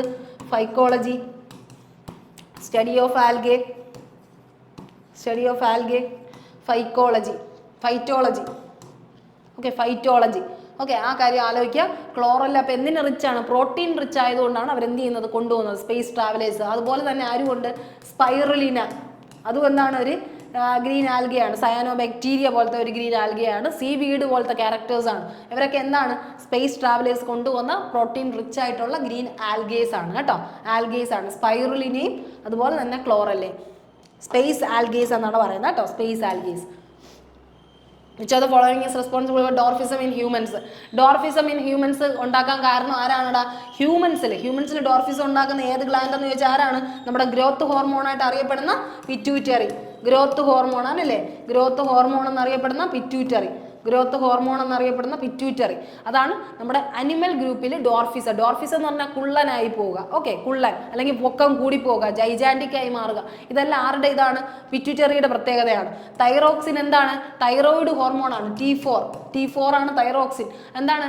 തൈറോയിഡ് ഹോർമോണാണ്. അത് കഴിഞ്ഞ് അഡ്രിനാലിൻ എന്താണ്? എനർജി ബൂസ്റ്റപ്പ് അല്ലേ, അഡ്രിനാലിൻ റഷ് ഉണ്ടാവുക, ഹാർട്ട് ബീറ്റ് കൂടുക, എന്തെങ്കിലും ഒരു ഡേഞ്ചറസ് സിറ്റുവേഷൻ നമ്മൾ ഫേസ് ചെയ്യുമ്പോൾ അവിടെ ഉണ്ടാവുന്ന ഒരു ഹോർമോൺ, വർക്ക് ചെയ്യുന്ന ഒരു ഹോർമോണാണ് എന്തെന്ന് പറയുന്നത്? അഡ്രിനാലിൻ എന്ന് പറയുന്നത് അല്ലേ. ഡേഞ്ചറസ് സിറ്റുവേഷനിൽ നമ്മുടെ ഹാർട്ട് ബീറ്റ് ചെയ്യുക, അല്ലെങ്കിൽ നമുക്ക് പെട്ടെന്ന് എന്താ ചെയ്യേണ്ടതെന്നുള്ള ആ ഒരു നെർവസ്നെസ്, നമ്മുടെ സ്വെറ്റ്, ഇതെല്ലാം ഉണ്ടാകുന്ന എന്തിൻ്റെ കാര്യമാണ്? അഡ്രിനാലിൻ. സ്ട്രോങ് അർജാണ് നമ്മുടെ പെട്ടെന്ന് ഉണ്ടാകുന്ന ഒരു സഡൻ റിയാക്ഷനാണ്. പാൻക്രിയാസ് എന്താണ്? ശരിക്കും പറഞ്ഞാൽ ഒരു ഗ്ലാൻഡ് ആണ്, അല്ലെങ്കിൽ ഒരു ഓർഗൻ ആണെന്ന് നമുക്ക് പറയാം. ഓർഗൻ, സ്റ്റൊമക്കിൻ്റെ താഴെ കാണുന്ന ഒരു ഓർഗനാണ് അല്ലേ, സ്റ്റൊമക്കിൻ്റെ താഴെ കാണുന്ന ഒരു ഓർഗനാണ്. ഓക്കെ, ഓർഗൻ ലൊക്കേറ്റഡ് ഇൻ അബ്ഡോമനിൽ കാണുന്ന ഒരു ഓർഗനാണ്. അത് കഴിഞ്ഞ് എന്ത് പറയാം? നമുക്ക് പാൻക്രിയാസിനെ രണ്ടായിട്ട് തിരിക്കും, എന്ന് വെച്ചാൽ രണ്ട് ഫംഗ്ഷനിങ് ആണ് വരുന്നത്. ഒന്ന് എൻഡോക്രൈൻ ഗ്ലാൻഡായിട്ട് യൂസ് ചെയ്യുന്നുണ്ട്, എക്സോക്രൈനുമായിട്ട്. എക്സോക്രൈൻ എന്ന് പറഞ്ഞാൽ എന്താണ്? പുറത്ത് കാണിക്കുന്ന ഫിനോമിന, പുറത്ത് കാണിക്കുന്നുണ്ട്. അതെന്താണ് ശരിക്കും പറഞ്ഞാൽ?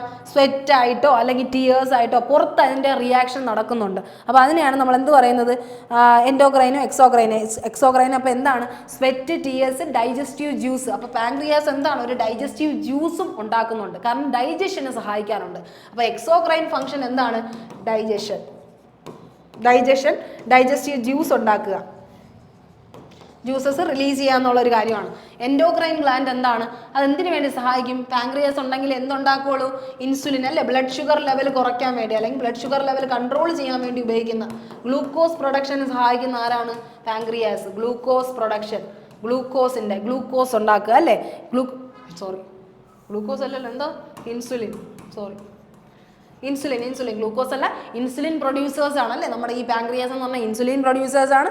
അതുകൊണ്ട് തന്നെ അതിന് എന്തിന് പ്രത്യേകതയുണ്ട്? അത് നമ്മുടെ പല ഫംഗ്ഷനിങ്ങിന് വേണ്ടി നമ്മുടെ ബോഡിക്ക് ഹെൽപ്ഫുൾ ആയിട്ടുള്ള കുറേ കാര്യം റെഗുലേറ്റ്, ബ്ലഡ് ഷുഗർ റെഗുലേറ്റ് ചെയ്യാൻ നമ്മുടെ എൻഡോക്രൈൻ ഗ്ലാൻഡ് ആയിട്ടുള്ള ബ്ലഡ് ഷുഗർ ലെവലിന് വേണ്ടി ആര് സഹായിക്കുന്നുണ്ട്? പാൻക്രിയാസ് സഹായിക്കുന്നുണ്ട്. എക്സോക്രൈൻ ഫോർമുലയായിട്ട് ഏത് സഹായിക്കുന്നുണ്ട്? ഡൈജഷനും വേണ്ടി അതെന്ത് ചെയ്യുന്നുണ്ട്? ഹെൽപ്പ് ചെയ്യുന്നുണ്ട് കേട്ടോ, ഹെൽപ്പ് ചെയ്യുന്നുണ്ട്. ആ ഒരു കാര്യം ആലോചിക്കുക. പിന്നെ എന്താ പറയുക, നമുക്ക് അഡ്രിനാലിൻ എന്തും പറയാം, എപ്പിനെഫ്രിൻ എന്നും പറയാം കേട്ടോ, എപ്പിനെഫ്രിൻ എന്നും പറയാം കേട്ടോ, എപ്പിനെഫ്രിൻ എന്നും പറയാം. ഓക്കെ, ആ ഒരു കാര്യം ആലോചിക്കുക. അപ്പോൾ ഇതിൻ്റെ ആൻസർ എന്താണ്? ഡോർഫിസം ഉണ്ടാക്കുന്നത് പിറ്റ്യൂട്ടറി ആണ് കേട്ടോ, പിറ്റ്യൂട്ടറി ഹോർമോൺ, ഗ്രോത്ത് ഹോർമോൺ എന്നറിയപ്പെടുന്ന. അങ്ങനെയാണെങ്കിൽ പ്ലാന്റ്സിൽ ഉണ്ടാകുന്ന ഡോർഫിസം, ഡോർഫിസം ഉണ്ടാകുന്ന എന്ത് ഗ്രോത്ത് ഹോർമോണിൻ്റെ പ്രത്യേകത എന്ന് ചോദിച്ചു കഴിഞ്ഞാൽ എന്താണ്? ഗിബറലിനാണ് കേട്ടോ. ഗിബറലിൻ എന്താണ്? ഗ്രോത്ത് ഹോർമോൺ ഇൻ പ്ലാന്റ്സ് ആണ്. അപ്പം അവിടെ ഡോർഫിസം ഉണ്ടാവാൻ കാരണം ആരാണ്? ഗിബറലിൻ എന്ന് പറയുന്ന ഒരു പ്ലാന്റ് ഹോർമോൺ ആണ്. അതും കൂടെ ഇവിടെ എന്ത് ചെയ്യുക? ആലോചിക്കുക. ഹ്യൂമൻസിലാണെങ്കിൽ അത് പിറ്റ്യൂട്ടറി, പ്ലാന്റ്സിനാണെങ്കിൽ അത് ഏതാണ്? ഗിബറലിൻ. ഓക്കെ, ഇത്രയും കാര്യം ആലോചിക്കുക. ഇനി അടുത്ത്, what are the receptors for detecting taste detect ചെയ്യാൻ വേണ്ടി നമുക്ക് തന്നിട്ടുള്ള റിസപ്റ്റർ ഏതാണ്? ആ ഒരു സൈൻ ഏതാണെന്ന് ചോദിച്ചു കഴിഞ്ഞാൽ ഏതാണടാ? നമുക്ക് എല്ലാവർക്കും അറിയുന്ന കാര്യമാണ്. സെൻസറി അല്ല, സെൻസറി എന്തിനാണ്? സെൻസ് ചെയ്യാൻ വേണ്ടിയാണല്ലേ, സെൻസ് ചെയ്യാൻ വേണ്ടിയാണ് ആ റിസപ്റ്റർ ഉള്ളത്. കെമിക്കൽ എന്താ? എന്തെങ്കിലും കെമിക്കൽ റിയാക്ഷൻസോ മെറ്റബോളിസോ ഒക്കെ നടക്കുമ്പോൾ ഉള്ളതാണ് കെമിക്കൽ. അത് കഴിഞ്ഞ് ഓൾഫാക്ടറി എന്തിനു വേണ്ടിയാ? ഫാക്ടറിയിൽ അത്രയും സ്മെല്ലാണെന്ന് ആലോചിക്കുക. ഓൾഫാക്ടറി മൂക്ക് സ്മെല്ല് ചെയ്യാനുള്ളതാണ്. അപ്പോൾ ഏതാ? ടേസ്റ്റ് ചെയ്യാൻ വേണ്ടി ഗസ്റ്റേറ്ററി, ഗസ്റ്റ് നമ്മുടെ ഗസ്റ്റിന് വേണ്ടിയുള്ളതാണ്. എന്താണ്? ടേസ്റ്റ്. അപ്പോൾ ആലോചിക്കാൻ ഗസ്റ്റ് ഒക്കെ വരുമ്പോൾ നമ്മൾ ടേസ്റ്റി ഫുഡൊക്കെ ഉണ്ടാക്കണം. അപ്പോൾ ഗസ്റ്റേറ്ററി എന്താണ്? ടേസ്റ്റിന് വേണ്ടിയുള്ള സാധനമാണെന്നൊക്കെ ആലോചിക്കണം. അപ്പോൾ റിസപ്റ്റേഴ്സ് ഫോർ ഡിറ്റക്ടിങ് ടേസ്റ്റ് എന്താണ്? ഗസ്റ്റേറ്ററി ആണ്. അപ്പോൾ ഇതൊരു വലിയൊരു ലോങ് സെഷനായിട്ടാണ് മാറിയിട്ടുള്ളത്. എന്തായാലും ഇത്രയും നേരം നിങ്ങളിത് കണ്ടിരുന്നെങ്കിൽ ഒരുപാട് ഹെൽപ്ഫുൾ ആകുമെന്ന് ഞാൻ വിശ്വസിക്കുന്നു. എന്തായാലും ഇത്രയും കാര്യങ്ങൾ എന്ത് ചെയ്യുക? മനസ്സിലാക്കുക. അപ്പോൾ ഇതുപോലെ ഇനിയും സെഷൻ വേണമെങ്കിൽ എന്ത് ചെയ്യുക? കമൻറ്റ് ചെയ്യുക. മാത്രമല്ല എന്തായാലും നിങ്ങൾ നന്നായിട്ട് പഠിക്കുക, ALPക്ക് വേണ്ടി പ്രിപ്പയർ ചെയ്യുക, ജനറൽ സയൻസിന് ഇമ്പോർട്ടൻസ് കൊടുത്ത് പഠിക്കുക. അപ്പോൾ എല്ലാവർക്കും നല്ലൊരു ദിവസം ആശംസിക്കുന്നു. All the best.